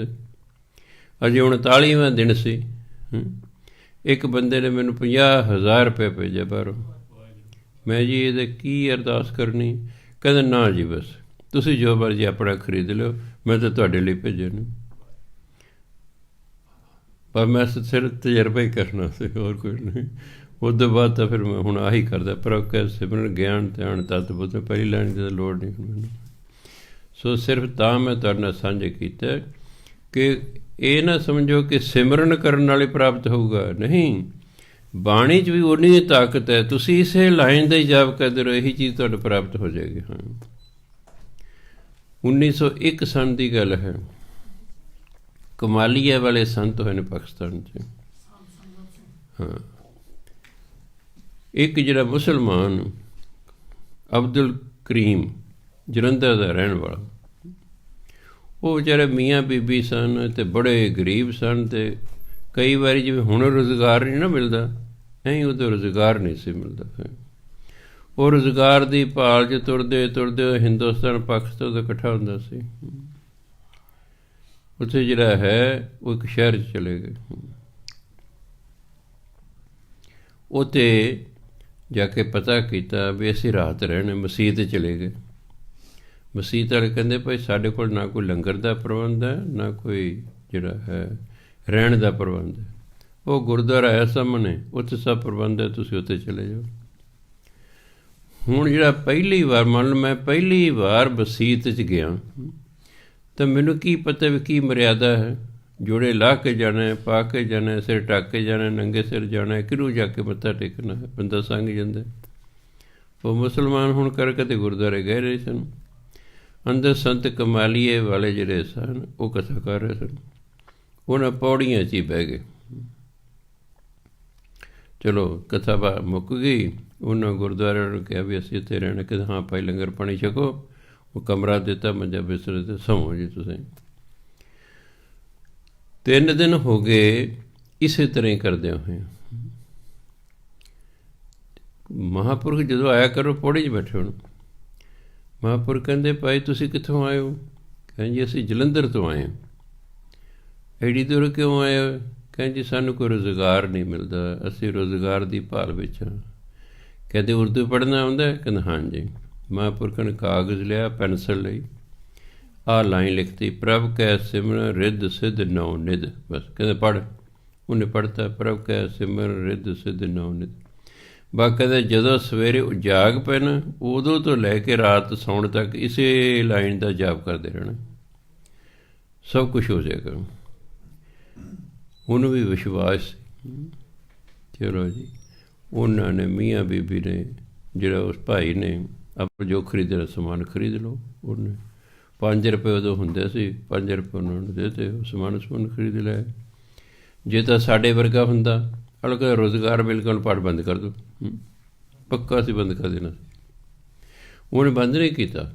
ਉਹ ਉਸੇ ਤਰ੍ਹਾਂ ਜਦੋਂ ਸਵੇਰੇ ਉੱਠ ਪੈਂਦਾ ਸੀ, ਪ੍ਰਭ ਕੈ ਸਿਮਰ ਰਿੱਧ ਸਿੱਧ ਨੌ ਨਿਧ, ਪ੍ਰਭ ਕੈ ਸਿਮਰ ਰਿੱਧ ਸਿੱਧ ਨੌ ਨਿਧ, ਰਾਤ ਸੌਣ ਤੱਕ ਕਰਦਾ ਰਹਿੰਦਾ ਹੁੰਦਾ ਸੀ। ਲੋ ਜਦੋਂ ਪਹਿਲੀ ਫਸਲ ਹੋਈ, ਉਹ ਜੇ ਫੌਜੀ ਅਫਸਰ ਸੀ, ਉਹਦੀ ਉਮੀਦ ਤੋਂ ਜੇ ਮੰਨ ਲਓ ਕਿ ਪਹਿਲਾਂ 100 ਕੁਇੰਟਲ ਕਣਕ ਹੋਵੇ, 150 ਕੁਇੰਟਲ ਹੋ ਗਈ। ਉਹ ਆਇਆ, ਉਹ ਕਹਿੰਦਾ ਅਬਦੁਲ ਕਰੀਮ ਤੂੰ ਤਾਂ ਮੈਨੂੰ ਬੜੇ ਭਾਗਾਂ ਵਾਲਾ ਬੰਦਾ ਟੱਕਰ ਗਿਆ, ਤਨਖਾਹ ਵਧਾਤੀ। ਉਹ ਫਿਰ ਜਾਪ ਕਰੀ ਗਿਆ। ਅਗਲੀ ਫਸਲ ਉਦੋਂ ਵੀ ਵਧੀਆ ਹੋ ਗਈ, ਉਹਨਾਂ ਦੀ ਹੋਰ ਤਨਖਾਹ ਵਧਾਤੀ। ਉਦੋਂ ਅਗਲੀ ਫਸਲ 'ਤੇ ਉਹ ਅਫਸਰ ਕਹਿੰਦਾ ਵੀ ਐਂ ਕਰ ਅਬਦੁਲ ਕਰੀਮ, ਤੂੰ ਬੰਦਾ ਬੜਾ ਕਿਸਮਤ ਵਾਲਾ, ਭਾਗਾਂ ਵਾਲਾ ਹੈ, ਮੇਰੀ ਤਾਂ ਫਸਲ ਹਰ ਵਾਰ ਵੱਧ ਜਾਂਦੀ ਹੈ, ਤੂੰ ਨਾ ਆਪ ਵੀ ਖੇਤੀ ਕਰਨ ਲੱਗ ਜਾ। ਉਹਨੂੰ ਜਿਹੜਾ 2-3 ਮਹੀਨੇ ਤਨਖਾਹ ਪਹਿਲਾਂ ਦਿੱਤੀ, ਕਹਿੰਦੇ 2 ਬਲਦ ਖਰੀਦ ਲਿਆ, ਹਲ ਖਰੀਦ ਲਿਆ, ਅਤੇ ਜਿਹੜਾ ਹੈ ਤੂੰ ਮੈਨੂੰ ਤੀਜਾ ਹਿੱਸਾ ਦੇ ਦਿਆ ਕਰੇ, 2 ਹਿੱਸੇ ਤੇਰੇ। ਅੱਜ ਕੱਲ੍ਹ ਵੀ ਆਮ ਇਸ ਤਰ੍ਹਾਂ ਹੁੰਦੇ ਹਨ। ਅਤੇ ਤੂੰ ਆਪ ਵੀ ਨਾਲ ਖੇਤੀ ਕਰ, ਨਾਲੇ ਕਰਾ, ਉਹ ਤਾਂ ਤਨਖਾਹ ਤੈਨੂੰ ਮਿਲੇਗੀ ਕੰਮ ਕਰਾਉਣ ਦੀ, ਹੋਰ ਤੂੰ ਕਮਾ ਵੀ, ਤੇਰੇ ਕਮਾਈ 'ਚ ਵਾਧਾ ਹੋ ਜਾਏ। ਚਲੋ ਐਂ ਕਰਨ ਲੱਗ ਗਿਆ ਜੀ। ਮਹਾਂਪੁਰਖ ਜਿਹੜਾ ਉਹਨੇ ਥਾਂ ਥਾਂ 'ਤੇ ਜਾਣਾ ਹੁੰਦਾ ਉਹ ਤੋਂ ਚਲੇ ਗਏ, ਪਰ ਉਸ ਬੰਦੇ ਨੇ ਪਾਠ ਨਹੀਂ ਛੱਡਿਆ ਜੀ। 10 ਸਾਲਾਂ ਬਾਅਦ ਅਚਾਨਕ ਦੂਜੇ ਸ਼ਹਿਰ ਗਿਆ ਉਹ ਅਬਦੁਲ ਕਰੀਮ। ਉੱਥੇ ਮਹਾਂਪੁਰਖ ਬਾਜ਼ਾਰ 'ਚ ਲੰਘ ਰਹੇ ਸੀ। ਹੁਣ ਤਾਂ ਕੋਈ ਮਹਾਂਪੁਰਖ ਆਉਣ ਤਾਂ ਕਿੰਨੀ ਦੁਨੀਆ ਆਉਂਦੀ, ਉਹਨਾਂ ਦਾ ਕੋਈ ਪਹਿਚਾਣ ਨਹੀਂ ਹੁੰਦਾ। ਉਹਨੇ ਮੱਥਾ ਟੇਕੇ ਜਾ ਕੇ, ਕਹਿੰਦੇ ਮਹਾਰਾਜ ਜੀ ਤੁਸੀਂ ਮੈਨੂੰ ਪਹਿਚਾਣਿਆ? ਕਹਿੰਦੇ ਭਾਈ ਸਾਨੂੰ ਤਾਂ ਪਤਾ ਨਹੀਂ। ਕਹਿੰਦੇ ਜੀ ਅੱਜ ਤੋਂ 10 ਸਾਲ ਪਹਿਲਾਂ ਤੁਸੀਂ ਟੋਭਾ ਟੇਕ ਸਿੰਘ ਸ਼ਹਿਰ ਦੇ ਵਿੱਚ ਗੁਰਦੁਆਰੇ ਕਥਾ ਕਰਿਆ ਕਰਦੇ ਸੀ, ਅਤੇ ਤੁਸੀਂ ਮੈਨੂੰ ਆ ਕਲਾਮ ਦਿੱਤਾ ਸੀ। ਕਹਿੰਦੇ ਕੀ? ਕਹਿੰਦੇ ਪ੍ਰਭ ਕੈ ਸਿਮਰਨ ਰਿੱਧ ਸਿੱਧ ਨੌ ਨਿੱਧ। ਕਹਿੰਦੇ ਅੱਛਾ ਹਾਂ ਸੁਣਾ ਫਿਰ ਕੀ ਹਾਲ ਹੈ? ਕਹਿੰਦੇ ਜੀ ਇਸ ਦਾ ਇਸ ਕਲਾਮ ਦੀ ਇੰਨੀ ਤਾਕਤ ਹੈ, ਮੈਂ ਹੁਣ ਆਪਣਾ ਪੱਕਾ ਮਕਾਨ ਪਾ ਲਿਆ ਹੈ, ਮੈਂ 8 ਕਿੱਲਿਆਂ ਦਾ ਮਾਲਕ ਹੋ ਗਿਆ ਹਾਂ, ਮੇਰੇ 2 ਪੁੱਤਰ ਵੀ ਹੋ ਗਏ ਨੇ, ਅਤੇ ਮੈਂ 4 ਬਲਦ ਰੱਖੇ ਹੋਏ ਨੇ, ਅੱਗੇ ਨੌਕਰ ਰੱਖੇ ਹੋਏ ਨੇ ਹਲ ਵਾਹੁਣ ਲਈ। ਤੁਹਾਡੀ ਬੜੀ ਕਿਰਪਾ ਹੈ। ਕਹਿੰਦੇ ਹੁਣ ਮੇਰੀ ਇੱਕ ਹੋਰ ਬੇਨਤੀ ਹੈ। ਹਾਂ ਕਹਿੰਦੇ ਬੋਲ। ਕਹਿੰਦੇ ਹੁਣ ਲੋਕ ਤਾਂ ਸੁਧਰ ਗਿਆ ਹੈ, ਮੇਰਾ ਪਰਲੋਕ ਵੀ ਸੁਧਾਰ ਦਿਓ। ਮਹਾਂਪੁਰਖਾਂ ਨੇ ਕਾਗਜ਼ ਪੈਨਸਲ ਕੱਢੀ ਅਤੇ ਲਿਖਤਾ ਪ੍ਰਭ ਕੈ ਸਿਮਰਨ ਰਿੱਧ ਸਿੱਧ ਨੌ ਨਿੱਧ, ਪ੍ਰਭ ਕੈ ਸਿਮਰਨ ਗਿਆਨ ਧਿਆਨ ਤਤ ਬੁੱਧ। ਜਾ ਕਹਿੰਦੇ ਦੋਨਾਂ ਲਾਈਨਾਂ ਜਾਪ ਕਰਦੇ ਤੇਰਾ ਲੋਕ ਪਰਲੋਕ ਸੰਵਰ ਜਾਏਗਾ। ਦੇਖੋ ਇੰਨੀ ਤਖਤ ਹੈ, ਪਰ ਇੱਥੇ ਤਾਂ ਕਿਸੇ ਨੂੰ ਘੰਟਾ ਦੇ ਦਿਓ, ਕਿਉਂਕਿ 15 ਮਿੰਟ ਕਰਕੇ ਕਰ ਲਓ ਜੀ। ਕਿੱਥੇ ਸਵੇਰੇ ਜਾਗਣ ਤੋਂ ਲੈ ਕੇ ਰਾਤ ਨੂੰ ਸੌਣ ਤੱਕ ਕਰਦੇ ਰਹਿਣਾ ਹੈ, ਅਤੇ ਕਿਤੇ ਸਾਡੇ ਵਰਗੇ ਇਹ 15 ਮਿੰਟ ਕਰਕੇ ਕਰ ਲਈਏ ਜੀ। ਫਿਰ ਊਨੀ ਕੋਈ ਪ੍ਰਾਪਤੀ ਹੋਣੀ ਹੈ। ਇਹ ਮੈਂ ਤਾਂ ਦੱਸਿਆ ਵੀ ਭਾਵੇਂ ਇਹ 'ਚ ਲਿਖਿਆ ਕਿ ਪਰਮਾਤਮਾ ਦਾ ਸਿਮਰਨ ਕਰਨ ਨਾਲ ਰਿੱਧੀਆਂ ਸਿੱਧੀਆਂ ਮਿਲਦੀਆਂ ਨੇ, ਹੈ ਜੀ, ਪਰ ਕਹਿੰਦਾ ਇਹ 'ਚ ਲਿਖਿਆ ਪਰਮਾਤਮਾ ਸਿਮਰਨ ਰਿੱਧੀਆਂ, ਇਹਦੇ ਨਾਲ ਕਿਵੇਂ ਮਿਲ ਜਾਏਗੀ? ਮੈਂ ਤਾਂ ਦੱਸਿਆ ਤੁਹਾਨੂੰ ਵੀ ਬਾਣੀ ਵੀ ਓਨੀ ਹੀ ਸ਼ਕਤੀਸ਼ਾਲੀ ਹੈ ਜਿੰਨਾ ਸਿਮਰਨ ਹੈ, ਇਹਨੂੰ ਘੱਟ ਨਹੀਂ ਸਮਝਣਾ ਹੈਗਾ। ਹਾਂ, ਬਾਣੀ ਪੜ੍ਹ ਕੇ ਵੀ ਤੁਸੀਂ ਰੱਬ ਨੂੰ ਪ੍ਰਾਪਤ ਕਰ ਸਕਦੇ ਹੋ, ਸਿਮਰਨ ਕਰਕੇ ਵੀ ਪ੍ਰਾਪਤ ਕਰ ਸਕਦੇ ਹੋ। ਇਹ ਕਿਸੇ ਨੂੰ ਵੱਡਾ ਛੋਟਾ ਨਹੀਂ ਇਹ ਸਮਝਣਾ ਵੀ ਪਤਾ ਨਹੀਂ ਸਿਮਰਨ ਵੱਡਾ ਬਾਣੀ ਤੋਂ ਕਿ ਬਾਣੀ ਵੱਡੀ ਹੈ। ਨਹੀਂ, ਗੱਲ ਤਾਂ ਹੈ ਵੀ ਕੋਈ ਕਿੰਨੀ ਸ਼ਰਧਾ ਭਾਵਨਾ ਦੇ ਕਿੰਨਾ ਸਮਾਂ ਕਰਦਾ ਉਸ 'ਤੇ ਨਿਰਭਰ ਕਰਦਾ ਹੈ। ਸੋ ਬਾਣੀ ਦੇ ਵਿੱਚ ਜਿਸ ਪੰਕਤੀ 'ਚ ਜਿਹੜੀ ਪੰਕਤੀ 'ਚ ਕੋਈ ਤਾਂ ਗੱਲ ਹੈ, ਤੁਹਾਨੂੰ ਉਹ ਇੱਛਾ ਹੈ, ਉਸ ਪੰਕਤੀ ਦਾ ਜਾਪ ਕਰਦੇ ਰਹੋ, ਸਮਾਂ ਪਾ ਕੇ ਤੁਹਾਡੀ ਉਹ ਜੋ ਪੰਕਤੀ ਚੀਜ਼ ਲਿਖੀ ਉਹੀ ਤੁਹਾਨੂੰ ਪ੍ਰਾਪਤ ਹੋ ਜਾਏਗੀ। ਸੋ ਤਾਂ ਗੁਰੂ ਮਹਾਰਾਜ ਕਹਿੰਦੇ ਵੀ ਪਰਮਾਤਮਾ ਦਾ ਸਿਮਰਨ ਕਰਨਾ ਹਿਰਦੇ ਹੀ ਧਨ ਦੌਲਤ ਮਿਲਦਾ ਹੈ, ਸਿੱਧੇ ਕਰਾਮਾਤੀ ਸ਼ਕਤੀਆਂ ਮਿਲਦੀਆਂ ਹਨ। 9 ਨਿੱਧ ਦੁਨੀਆ ਦੇ 9 ਸੁੱਖਾਂ ਦੇ ਖਜ਼ਾਨੇ ਗਿਣੇ ਗਏ ਨੇ, ਉਹ ਸਾਰੇ ਸੁੱਖਾਂ ਦੇ ਖਜ਼ਾਨੇ ਪ੍ਰਾਪਤ ਹੋ ਜਾਂਦੇ ਨੇ। ਪ੍ਰਭ ਕੈ ਸਿਮਰਨ ਗਿਆਨ ਧਿਆਨ ਤਤ ਬੁੱਧ। ਪਰਮਾਤਮਾ ਸਿਮਰਨ ਕਰ ਰੱਬੀ ਗਿਆਨ ਪ੍ਰਾਪਤ ਹੋ ਜਾਂਦਾ ਹੈ, ਧਿਆਨ ਪਰਮਾਤਮਾ ਨਾਲ ਧਿਆਨ ਜੁੜਨਾ ਸ਼ੁਰੂ ਹੋ ਜਾਂਦਾ ਹੈ, ਤਤ ਬੁੱਧ ਰੱਬੀ ਮਤ ਪੈਦਾ ਹੋ ਜਾਂਦੀ ਹੈ। ਪ੍ਰਭ ਕੈ ਸਿਮਰਨ ਜਪ ਤਪ ਪੂਜਾ, ਪ੍ਰਭ ਕੈ ਸਿਮਰਨ ਬਿਨ ਸਹਿ ਦੂਜਾ। ਪਰਮਾਤਮਾ ਦੇ ਸਿਮਰਨ ਦੇ ਵਿੱਚ ਹੀ ਜਪ ਤਪ ਅਤੇ ਪੂਜਾ ਹੈ। ਜਿਹੜਾ ਸਿਮਰਨ ਕਰਦੇ ਸਮਝੋ ਉਹਨੇ ਸਾਥ ਜਪ ਵੀ ਕਰ ਲਿਆ, ਉਹਨੇ ਤਪ ਤਪੱਸਿਆ ਵੀ ਕਰ ਲਈ ਹੈ, ਉਹਨੇ ਜਿਹੜਾ ਹੈ ਦੇਵੀ ਦੇਵਤਿਆਂ ਦੀ ਪੂਜਾ ਵੀ ਕਰ ਲਈ। ਉਹਨੂੰ ਇਹ ਕਰਨ ਦੀ ਲੋੜ ਨਹੀਂ, ਬਸ ਸਿਮਰਨ ਕਰੀ ਜਾਣਾ। ਪ੍ਰਭ ਕੈ ਸਿਮਰਨ ਬਿਨ ਸਹਿ ਦੂਜਾ। ਸਾਡੇ ਅੰਦਰ ਹਮੇਸ਼ਾ ਦਵੈਤ ਭਾਵ ਹੁੰਦੇ, ਇਹ ਮੇਰਾ ਹੈ, ਇਹ ਬੇਗਾਨਾ ਹੈ, ਇਹ ਚੰਗਾ ਹੈ, ਇਹ ਮੰਦਾ ਹੈ। 2 ਵਿਚਾਰ ਹਮੇਸ਼ਾ ਚੱਲਦੇ ਰਹਿੰਦੇ ਨੇ, ਉਹਨੂੰ ਕਹਿੰਦੇ ਦੂਜਾ। ਬਿਨ ਸਹਿ ਦੂਜਾ ਦਵੈਤ ਭਾਵ ਅੰਦਰੋਂ ਖਤਮ ਹੋ ਜਾਂਦੀ ਹੈ। ਸਿਮਰਨ ਕਰਨਾ ਦਵੈਤ ਭਾਵ ਖਤਮ ਹੋ ਜਾਂਦੇ, ਅਤੇ ਫਿਰ ਐਂ ਲੱਗਦਾ ਕਿ ਸਭ ਦੇ ਵਿੱਚ ਪਰਮਾਤਮਾ ਹੈ। ਫਿਰ ਐਂ ਲੱਗਦਾ ਸਭ ਦੇ ਵਿੱਚ ਪਰਮਾਤਮਾ। ਹੁਣ ਤਾਂ ਆਪਾਂ ਪੜ੍ਹਿਆ ਨਾ ਵੀ ਸਾਰੇ ਦੇ ਵਿੱਚ ਪਰਮਾਤਮਾ ਹੈ, ਪਰ ਪਤਾ ਨਹੀਂ ਸਾਨੂੰ। ਫਿਰ ਪਤਾ ਲੱਗਣ ਲੱਗੇਗਾ ਕਿ ਹਾਂ ਵੀ ਸਾਰਿਆਂ ਦੇ ਵਿੱਚ ਪਰਮਾਤਮਾ ਹੈ। ਜਿਨ੍ਹਾਂ ਨੇ ਪਤਾ ਲੱਗ ਜਾਂਦਾ, ਫਿਰ ਉਹਨੇ ਲਿਖਿਆ ਸਭ ਗੋਬਿੰਦ ਹੈ, ਸਭ ਗੋਬਿੰਦ ਹੈ, ਗੋਬਿੰਦ ਬਿਨ ਨਹੀਂ ਕੋਈ। ਵੀ ਕੋਈ ਐਸਾ ਇਨਸਾਨ ਨਹੀਂ ਜਿਹਦੇ 'ਚ ਪਰਮਾਤਮਾ ਨਹੀਂ ਹੈ, ਸਭ 'ਚ ਪਰਮਾਤਮਾ ਹੈ, ਸਭ ਥਾਂ 'ਤੇ ਪਰਮਾਤਮਾ ਹੈ। ਫਿਰ ਵਿਸ਼ਵਾਸ ਕਰਨਾ, ਅੰਦਰੋਂ ਦਵੈਤ ਭਾਵ ਖਤਮ ਹੋ ਜਾਂਦੀ ਸਿਮਰਨ ਨਾਲ। ਪ੍ਰਭ ਕੈ ਸਿਮਰਨ ਤੀਰਥ ਇਸ਼ਨਾਨੀ। ਲੋਕ ਤੀਰਥਾਂ 'ਤੇ ਇਸ਼ਨਾਨ ਕਰਨ ਜਾਂਦੇ ਸਨ ਵੀ ਮਨ ਸ਼ੁੱਧ ਹੋ ਜਾਏ, ਪਰ ਸਿੱਖ ਧਰਮ ਕਹਿੰਦਾ ਤੀਰਥਾਂ 'ਤੇ ਇਸ਼ਨਾਨ ਕਰਨਾ ਮਨ ਸ਼ੁੱਧ ਨਹੀਂ ਹੁੰਦਾ। ਤੀਰਥਾਂ 'ਤੇ ਇਸ਼ਨਾਨ ਕਰਨਾ ਸਰੀਰ ਸ਼ੁੱਧ ਹੁੰਦਾ। ਪਾਣੀ ਬਾਹਰ ਅਸਰ ਕਰਦਾ, ਅੰਦਰ ਉਦੋਂ ਅਸਰ ਕਰਦਾ ਜਦੋਂ ਉਹਨੂੰ ਪੀਵੀਏ। ਮਤਲਬ ਮੈਨੂੰ ਪਿਆਸ ਲੱਗੀ ਹੈ ਅਤੇ ਉਹ ਨਹਾਉਣ ਨਾਲ ਮੇਰੀ ਪਿਆਸ ਨਹੀਂ ਬੁਝੇਗੀ, ਉਹ ਤਾਂ ਪੀਣ ਨਾਲ ਹੀ ਬੁਝੇਗੀ ਨਾ, ਉਹ ਤਾਂ ਪੀਣ ਨਾਲ ਬੁਝੇਗੀ। ਇਸ ਲਈ ਜਿਹੜਾ ਹੈ ਪਿਆਸ ਤਾਂ ਬੁਝੇਗੀ ਪਾਣੀ ਪੀਣ ਨਾਲ, ਪਰ ਮਨ ਨਹੀਂ ਸਾਫ਼ ਹੋਵੇਗਾ, ਮਨ ਨਹੀਂ ਸਾਫ਼ ਹੋਏਗਾ। ਉਹ ਸਿਮਰਨ ਕਰਨ ਨਾਲ ਹੀ ਹੋਏਗਾ, ਉਹ ਬਾਣੀ ਪੜ੍ਹਨ ਨਾਲ ਹੀ ਹੋਏਗਾ। ਸੋ ਤਾਂ ਕਹਿੰਦੇ ਪ੍ਰਭ ਕੈ ਸਿਮਰਨ ਤੀਰਥ ਇਸ਼ਨਾਨੀ। ਜਿਹੜਾ ਪਰਮਾਤਮਾ ਦਾ ਸਿਮਰਨ ਕਰਦਾ ਸਮਝੋ ਉਹਨੇ ਤੀਰਥਾਂ ਦਾ ਇਸ਼ਨਾਨ ਕਰ ਲਿਆ। ਉਹਨੂੰ ਤੀਰਥਾਂ ਦਾ ਜਾ ਕੇ ਇਸ਼ਨਾਨ ਕਰਨ ਦੀ ਲੋੜ ਨਹੀਂ, ਸਮਝੋ ਉਹਨੇ ਤੀਰਥਾਂ ਦਾ ਇਸ਼ਨਾਨ ਕਰ ਲਿਆ। ਪ੍ਰਭ ਕੈ ਸਿਮਰਨ ਦਰਗਾਹ ਮਾਨੀ। ਇਹਨੂੰ ਦਰਗਾਹ ਨਹੀਂ ਪੜ੍ਹਨਾ। ਜੇ ਹਿੰਦੀ ਦਾ ਸ਼ਬਦ ਹੁੰਦਾ ਜਾਂ ਪੰਜਾਬੀ ਦਾ ਹੁੰਦਾ ਫਿਰ ਇਹ ਅਸੂਲ ਹੈ ਹਿੰਦੀ ਪੰਜਾਬੀ ਦੇ ਵਿੱਚ ਕਿ ਜੇ ਹਾਹੇ ਤੋਂ ਪਹਿਲਾ ਅੱਖਰ ਮੁਕਤਾ ਹੋਵੇ ਤਾਂ ਉਸ 'ਤੇ ਦੁਲਾਵਾਂ ਲਾ ਕੇ ਬੋਲੀਦਾ, ਫਿਰ ਹੁੰਦਾ ਦਰਗਾਹ। ਜਿਵੇਂ ਕਿ 99.99% ਪਾਠੀ ਕੀਰਤਨੀ ਕਥਾਕਾਰ ਦਰਗਾਹ ਬੋਲਦੇ ਨੇ, ਪਰ ਇਹ ਫਾਰਸੀ ਦਾ ਸ਼ਬਦ ਹੈ। ਅਸੂਲ ਹੈ ਜਿਸ ਜ਼ੁਬਾਨ ਦਾ ਸ਼ਬਦ ਹੋਵੇ ਉਹਦੇ ਅਨੁਸਾਰ ਹੀ ਉਹਨੂੰ ਬੋਲਣਾ ਚਾਹੀਦਾ ਹੈ। ਪ੍ਰਭ ਕੈ ਸਿਮਰਨ ਦਰਗਾਹ ਮਾਨੀ। ਫਾਰਸੀ ਦਾ ਨਿਯਮ ਹੈ ਕਿ ਹਾਹੇ ਤੋਂ ਪਹਿਲਾ ਅੱਖਰ ਜੇ ਮੁਕਤਾ ਹੈ ਤਾਂ ਉਹਨੂੰ ਕੰਨਾਂ ਲਾ ਕੇ ਬੋਲਦੇ ਨੇ, ਦਰਗਾਹ। ਪ੍ਰਭ ਕੈ ਸਿਮਰਨ ਦਰਗਾਹ ਮਾਨੀ। ਮਾਨ ਆਦਰ ਮਾਣ ਮਿਲਣਾ। ਪਰਮਾਤਮਾ ਦੇ ਸਿਮਰਨ ਕਰਨਾ, ਪਰਮਾਤਮਾ ਦੀ ਦਰਗਾਹ 'ਚ ਆਦਰ ਮਾਣ ਮਿਲਦਾ। ਉਹ ਕਹਿੰਦੇ ਆਓ ਜੀ, ਆਓ ਜੀ, ਬੈਠੋ ਜੀ। ਰੇ ਰੇ ਦਰਗਾਹ ਕਹੈ ਨ ਕੋ, ਆਓ ਬੈਠ ਆਦਰ ਸ਼ੁਭ ਦਿਓ। ਆਦਰ ਸ਼ੁਭ ਦਿਓ, ਬੜਾ ਆਦਰ ਮਾਣ ਕਰਦਾ। ਆਓ ਜੀ ਬੈਠੋ, ਆਓ ਜੀ ਬੈਠੋ। ਹਾਂਜੀ, ਦੁਰਕਾਰ ਦਾ ਨਹੀਂ ਕੋਈ। ਕਿੱਥੇ ਆ ਕੇ ਤੂੰ ਨਿਕਲ ਬਾਹਰ। ਅੰਦਰ ਕੁੱਤਾ ਆ ਜਾ ਆਪਾਂ ਦੁਰਕਾਰ ਦੇਣ ਨਾ, ਗੁਰਦੁਆਰੇ ਜਾ ਨਿਕਲ ਬਾਹਰ, ਕਿੱਥੇ ਆ ਕੇ। ਇਸ ਤਰ੍ਹਾਂ ਜਿਹੜਾ ਸਿਮਰਨ ਕਰਦਾ ਰਹਿੰਦਾ, ਪਰਮਾਤਮਾ ਦੀ ਦਰਗਾਹ ਜਾਂਦਾ, ਉਹਨੂੰ ਕੋਈ ਦੁਰਕਾਰਦਾ ਨਹੀਂ, ਸਗੋਂ ਆਦਰ ਮਾਣ ਕਰ ਦੇਣਾ। ਆਓ ਭਾਈ ਆਓ, ਬੈਠੋ ਜੀ, ਬੈਠੋ ਜੀ। ਪ੍ਰਭ ਕੈ ਸਿਮਰਨ ਹੋਏ ਸੋ ਭਲਾ। ਪਰਮਾਤਮਾ ਦਾ ਸਿਮਰਨ ਕਰਨ ਨਾਲ ਕੀ ਹੁੰਦਾ, ਲੋਕਾਂ ਦਾ ਭਲਾ ਹੋਣਾ ਸ਼ੁਰੂ ਹੋ ਜਾਂਦਾ ਹੈ। ਮਨੁੱਖ ਦਾ ਹੌਲੀ ਹੌਲੀ ਸੁਭਾਅ ਹੁੰਦਾ, ਭਾਈ ਲੋਕਾਂ ਦਾ ਭਲਾ ਕਰੋਗੇ ਤਾਂ ਬੁਰਾ ਨਾ ਕਰੋ।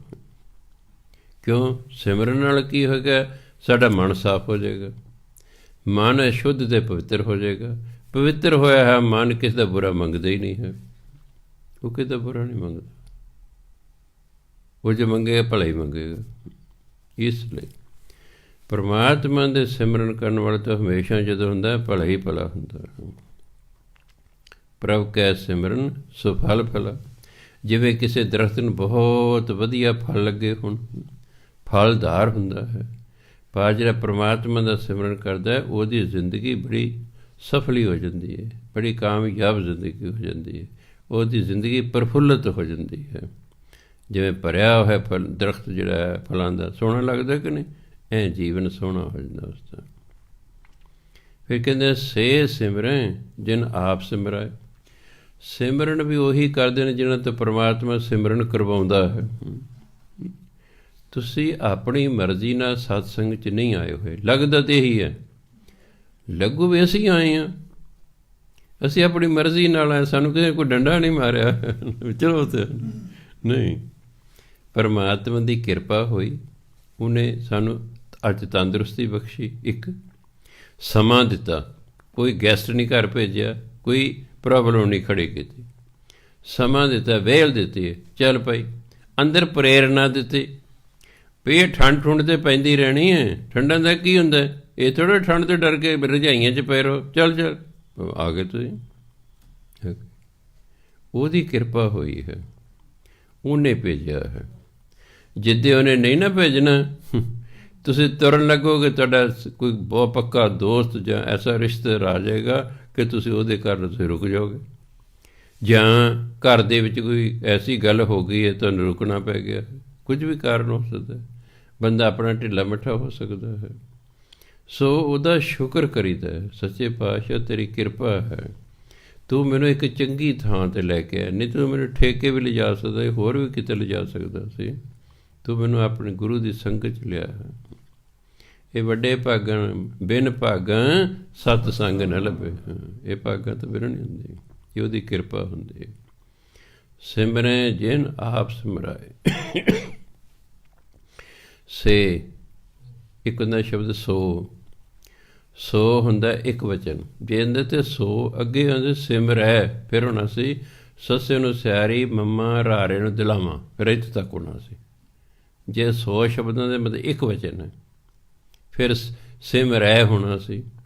ਹੁਣ ਸੇ ਹੈ ਬਹੁਵਚਨ ਹੈ, ਅੱਗੇ ਕਿਰਿਆ ਵੀ ਬਹੁਵਚਨ ਹੋਏਗੀ। ਕਿਰਿਆ ਜਿਹੜੀ ਬਹੁਵਚਨ ਹੈ ਉਹ ਨੱਕ ਨਹੀਂ ਬੋਲੀ ਜਾਏਗੀ, ਸਿਮਰੈ। ਹੁਣ ਹੋ ਗਿਆ ਸਿਮਰੈ।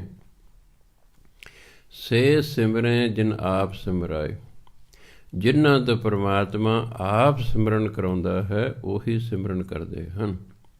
ਨਾਨਕ ਤਾਕੈ ਲਾਗੋਂ ਪਾਏ, ਗੁਰੂ ਮਹਾਰਾਜ ਕਹਿੰਦੇ ਮੈਂ ਉਹਨਾਂ ਦੇ ਚਰਨੀ ਲੱਗਦਾ ਹਾਂ। ਤਾਕ ਹੈ, ਤਾ ਇੱਕ ਵਚਨ ਵੀ ਹੁੰਦਾ, ਬਹੁਵਚਨ ਵੀ ਹੁੰਦਾ। ਤਾਕ ਇਹਦਾ ਅਰਥ ਹੈ ਉਸ ਦੇ, ਤਾਕ ਹੈ ਦੂਜਾ ਅਰਥ ਹੈ ਉਹਨਾਂ ਦੇ। ਇੱਥੇ ਪਹਿਲਾਂ ਬਹੁਵਚਨ ਦੀ ਗੱਲ ਚੱਲੀ ਹੈ ਨਾ, ਇਸ ਲਈ ਗੁਰੂ ਮਹਾਰਾਜ ਕਹਿੰਦੇ ਮੈਂ ਉਹਨਾਂ ਦੇ ਚਰਨੀ ਲੱਗਦਾ ਹਾਂ।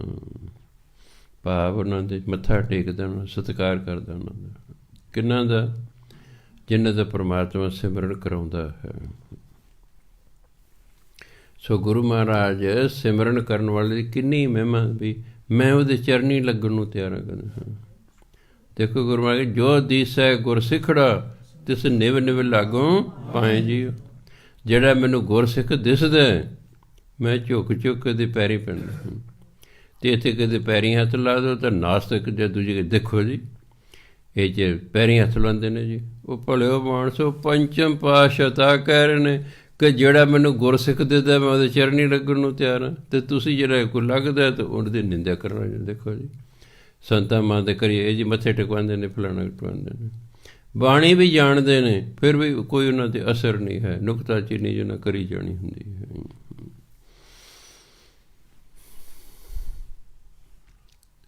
ਕਿਉਂਕਿ ਗੁਰਸਿੱਖ ਦੇ ਦਰਸ਼ਨ ਕਰਕੇ ਗੁਰਬਾਣੀ, ਜਿਨ੍ਹਾਂ ਦਸੰਦਿਆਂ ਦੁਰਮਤ ਵੰਝੈ ਮਿੱਤਰ ਸਾਡੜੇ ਸਹੀ, ਜਿਨ੍ਹਾਂ ਦੇ ਦਰਸ਼ਨ ਕਰਕੇ ਅੰਦਰ ਭੈੜੀ ਮਾਤੀ ਖਤਮ ਹੋ ਜਾਏ, ਕਹਿੰਦਾ ਸਾਡੇ ਮਿੱਤਰ ਨੇ। ਚੰਗੇ ਦੀ ਸੰਗਤ ਕਰ ਕਰਕੇ ਅੰਦਰ ਬੁਰਾਈ ਖਤਮ ਹੋ ਜਾਂਦੀ ਹੈ। ਇਸ ਲਈ ਚੰਗਿਆਂ ਦੀ, ਗੁਰਮੁਖਾਂ ਦੀ ਸੰਗਤ ਕਰਨੀ ਚਾਹੀਦੀ। ਪ੍ਰਭ ਕਾ ਸਿਮਰਨ ਸਭ ਤੇ ਉੱਚਾ, ਹਿੰਦੀ ਦਾ ਸ਼ਬਦ ਹੈ ਉੱਚਾ, ਪੰਜਾਬੀ ਦਾ ਸ਼ਬਦ ਹੈ ਉੱਚਾ। ਜੇ ਊੜੇ ਨੂੰ ਔਂਕੜ ਹੁੰਦਾ ਫਿਰ ਆਪਾਂ ਪੜ੍ਹਦੇ ਉੱਚਾ, ਫਿਰ ਪੰਜਾਬੀ ਦਾ ਸੀ। ਇਹ ਦਲੈਂਕ ਲੱਗੇ ਨੂੰ ਹਿੰਦੀ ਦਾ, ਅਤੇ ਹਿੰਦੀ 'ਚ ਉੱਚਾ ਹੁੰਦਾ, ਹਿੰਦੀ 'ਚ ਉੱਚਾ ਨਹੀਂ ਹੁੰਦਾ। ਹਿੰਦੀ ਕੀ ਹੁੰਦਾ? ਉੱਚਾ। ਪ੍ਰਭ ਕਾ ਸਿਮਰਨ ਸਭ ਤੇ ਉੱਚਾ, ਪਰਮਾਤਮਾ ਜੀ ਸਿਮਰਨ ਸਾਰੇ ਕੰਮਾਂ ਤੋਂ ਉੱਚਾ, ਸਾਰੇ ਕੰਮਾਂ ਤੋਂ ਵੱਧ ਮਹਾਨਤਾ ਵਾਲਾ ਪਰਮਾਤਮਾ ਦਾ ਸਿਮਰਨ। ਅਸੀਂ ਦਿਨ 'ਚ ਪਤਾ ਨਹੀਂ ਕਿੰਨੇ ਕੰਮ ਕਰਦੇ ਹਾਂ, ਪਰ ਨਹੀਂ, ਹਾਲਾਂਕਿ ਉਹ ਵੀ ਸਾਡੇ ਲਈ ਬੜੇ ਜ਼ਰੂਰੀ ਹੁੰਦੇ ਨੇ, ਪਰ ਗੁਰਬਾਣੀ ਕਿ ਨਹੀਂ, ਜਿਹੜਾ ਪਰਮਾਤਮਾ ਸਿਮਰਨ ਹੈ ਇਹ ਸਾਰੇ ਕੰਮਾਂ ਤੋਂ ਉੱਚਾ, ਸਾਰੇ ਕੰਮਾਂ ਤੋਂ ਵਧੀਆ ਹੈ। ਪ੍ਰਭ ਕੈ ਸਿਮਰਨ ਉਧਰੇ ਮੂਚਾ, ਮੂਚਾ ਦਾ ਬਹੁਤ ਜ਼ਿਆਦਾ। ਪਰਮਾਤਮਾ ਦਾ ਸਿਮਰਨ ਕਰਕੇ ਬਹੁਤ ਦਾ ਪਾਰ ਉਤਾਰਾ ਹੋ ਗਿਆ, ਉਧਰੇ ਪਾਰ ਉਤਾਰਾ ਹੋ ਜਾਣਾ। ਅੱਗੇ ਕਹਿੰਦੇ ਪ੍ਰਭ ਕੈ ਸਿਮਰਨ ਤ੍ਰਿਸ਼ਨਾ ਬੁਝੇ। 2600 ਸਾਲ ਪਹਿਲਾਂ ਮਹਾਤਮਾ ਬੁੱਧ ਨੂੰ ਜਦੋਂ ਗਿਆਨ ਹੋਇਆ, ਉਹਨੇ ਜਿਹੜਾ ਪਹਿਲਾ ਲੈਕਚਰ ਕੀਤਾ ਉਸ ਦੇ ਵਿੱਚ ਉਹਨੇ ਕਿਹਾ ਇਹ ਸੰਸਾਰ ਦੁੱਖਾਂ ਦਾ ਘਰ ਹੈ।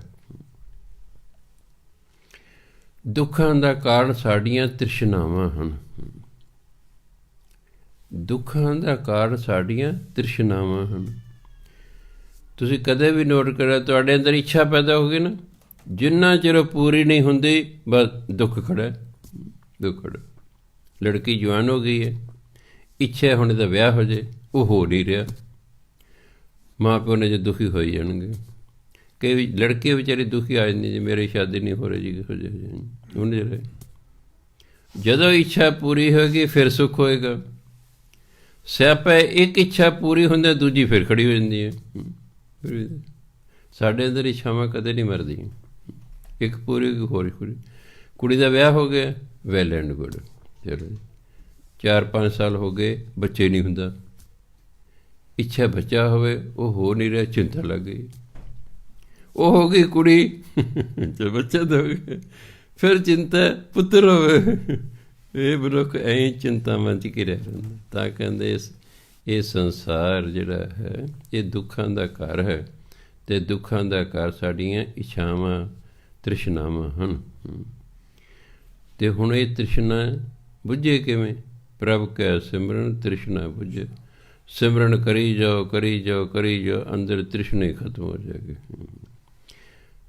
ਫਿਰ ਪਰਮਾਤਮਾ ਦੀ ਰਜ਼ਾ 'ਚ ਮਨੁੱਖ ਆ ਜਾਏਗਾ ਵੀ ਜੋ ਪਰਮਾਤਮਾ ਨੂੰ ਠੀਕ ਕਰਦੇ ਬਸ ਉਹ ਮੈਨੂੰ ਦੇਈ ਜਾ ਰਿਹਾ, ਉਹਦੀ ਇੱਛਾ ਹੀ ਖਤਮ ਹੋ ਜਾਏਗੀ। ਉਹ ਕਹਿੰਦਾ ਪਰਮਾਤਮਾ ਜੋ ਕਰ ਠੀਕ ਕਰ, ਬਸ ਇਹ ਸਿਮਰਨ ਕਰਨ ਵਾਲੇ ਹੋਏਗਾ। ਪ੍ਰਭ ਕੈ ਸਿਮਰਨ ਤ੍ਰਿਸ਼ਨਾ ਬੁਝੈ, ਇੱਕ ਪ੍ਰਭ ਕੈ ਸਿਮਰਨ ਸਭ ਕੁਝ ਸੁਝੇ। ਹਰ ਇੱਕ ਚੀਜ਼ ਦੀ ਸੋਝੀ ਹੋ ਜਾਂਦੀ, ਪਾਸਟ ਦੀ, ਪ੍ਰੈਜੈਂਟ ਦੀ, ਫਿਊਚਰ ਦੀ। ਤ੍ਰੈਕਾਲਦਰਸ਼ੀ ਬੰਦਾ ਹੋ ਜਾਂਦਾ। ਪਿੱਛੇ ਕੀ ਹੋਇਆ ਉਹ ਵੀ ਉਹਨੂੰ ਦਿਸਦਾ, ਅੱਗੇ ਕੀ ਹੋਣਾ ਉਹ ਵੀ ਉਹਨੂੰ ਦਿਸਣ ਲੱਗ ਜਾਂਦਾ। ਸਭ ਕਾਸੇ ਦੀ ਸੋਝੀ ਹੋ ਜਾਂਦੀ ਸਿਮਰਨ ਕਰਨ ਨਾਲ।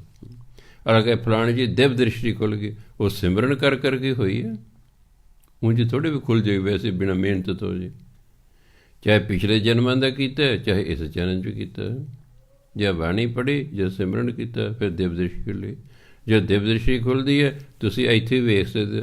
ਤੁਹਾਡਾ ਪੁੱਤਰ ਆਸਟ੍ਰੇਲੀਆ ਇਸ ਵੇਲੇ ਕੀ ਕਰ ਰਿਹਾ ਹੈ, ਉਹ ਤੁਹਾਨੂੰ ਦੱਸੀ ਜਾਊਗਾ, ਆਹ ਕਰ ਰਿਹਾ ਕਰ ਰਿਹਾ। ਇਹ ਪਰਮਾਤਮਾ ਸਿਮਰਨ ਨਾਲ ਹੀ ਹੁੰਦਾ। ਸਭ ਕਾਸੇ ਦੀ ਸੋਝੀ ਹੋ ਜਾਂਦੀ ਹੈ। ਸਾਹਮਣੇ ਬੰਦਾ ਆਇਆ, ਪਤਾ ਲੱਗਦਾ ਇਹ ਮੈਨੂੰ ਨੁਕਸਾਨ ਪਹੁੰਚਾਉਣਾ ਆਇਆ ਕਿ ਜਿਹੜਾ ਮੇਰਾ ਭਲਾ ਕਰਨਾ ਹੈ, ਕਿਸ ਕੰਮ ਆਇਆ ਹੈ। ਹਾਂ, ਉਹ ਪਤਾ ਲੱਗਣਾ ਸ਼ੁਰੂ ਹੋ ਜਾਂਦਾ। ਉਹ ਜੇ ਪੌੜੀਆਂ ਵੀ ਨਹੀਂ ਚੜ੍ਹਿਆ ਹੁੰਦਾ, ਪਹਿਲੇ ਦੱਸਣ ਲੱਗਦਾ ਵੀ ਇਹ ਜਿਹੜਾ ਇਹ ਭੈੜੀ ਭਾਵਨਾ ਨਾਲ ਆਇਆ। ਮਹਾਂਪੁਰਸ਼ ਸੇਵਾਦਾਰ ਕੇ ਇਹਨੂੰ ਉੱਪਰ ਨਹੀਂ ਚੜ੍ਹਨ ਦੇਣਾ, ਰੁਕ ਦੋ ਉੱਥੇ ਵੀ, ਚੱਲ ਜਿੱਥੋਂ ਹੈ ਤੁਜਾ ਹੋਣੀ। ਸੋਝੀ ਹੋ ਜਾਂਦੀ ਹੈ, ਸਭ ਪ੍ਰਕਾਰ ਦੀ ਸੋਝੀ ਹੋ ਜਾਂਦੀ। ਪ੍ਰਭ ਕੈ ਸਿਮਰਨ ਸਭ ਕੁਛ ਸੁਝੇ, ਸਭ ਕਸ ਦੀ ਸੋਝੀ ਹੋ ਜਾਂਦੀ ਹੈ।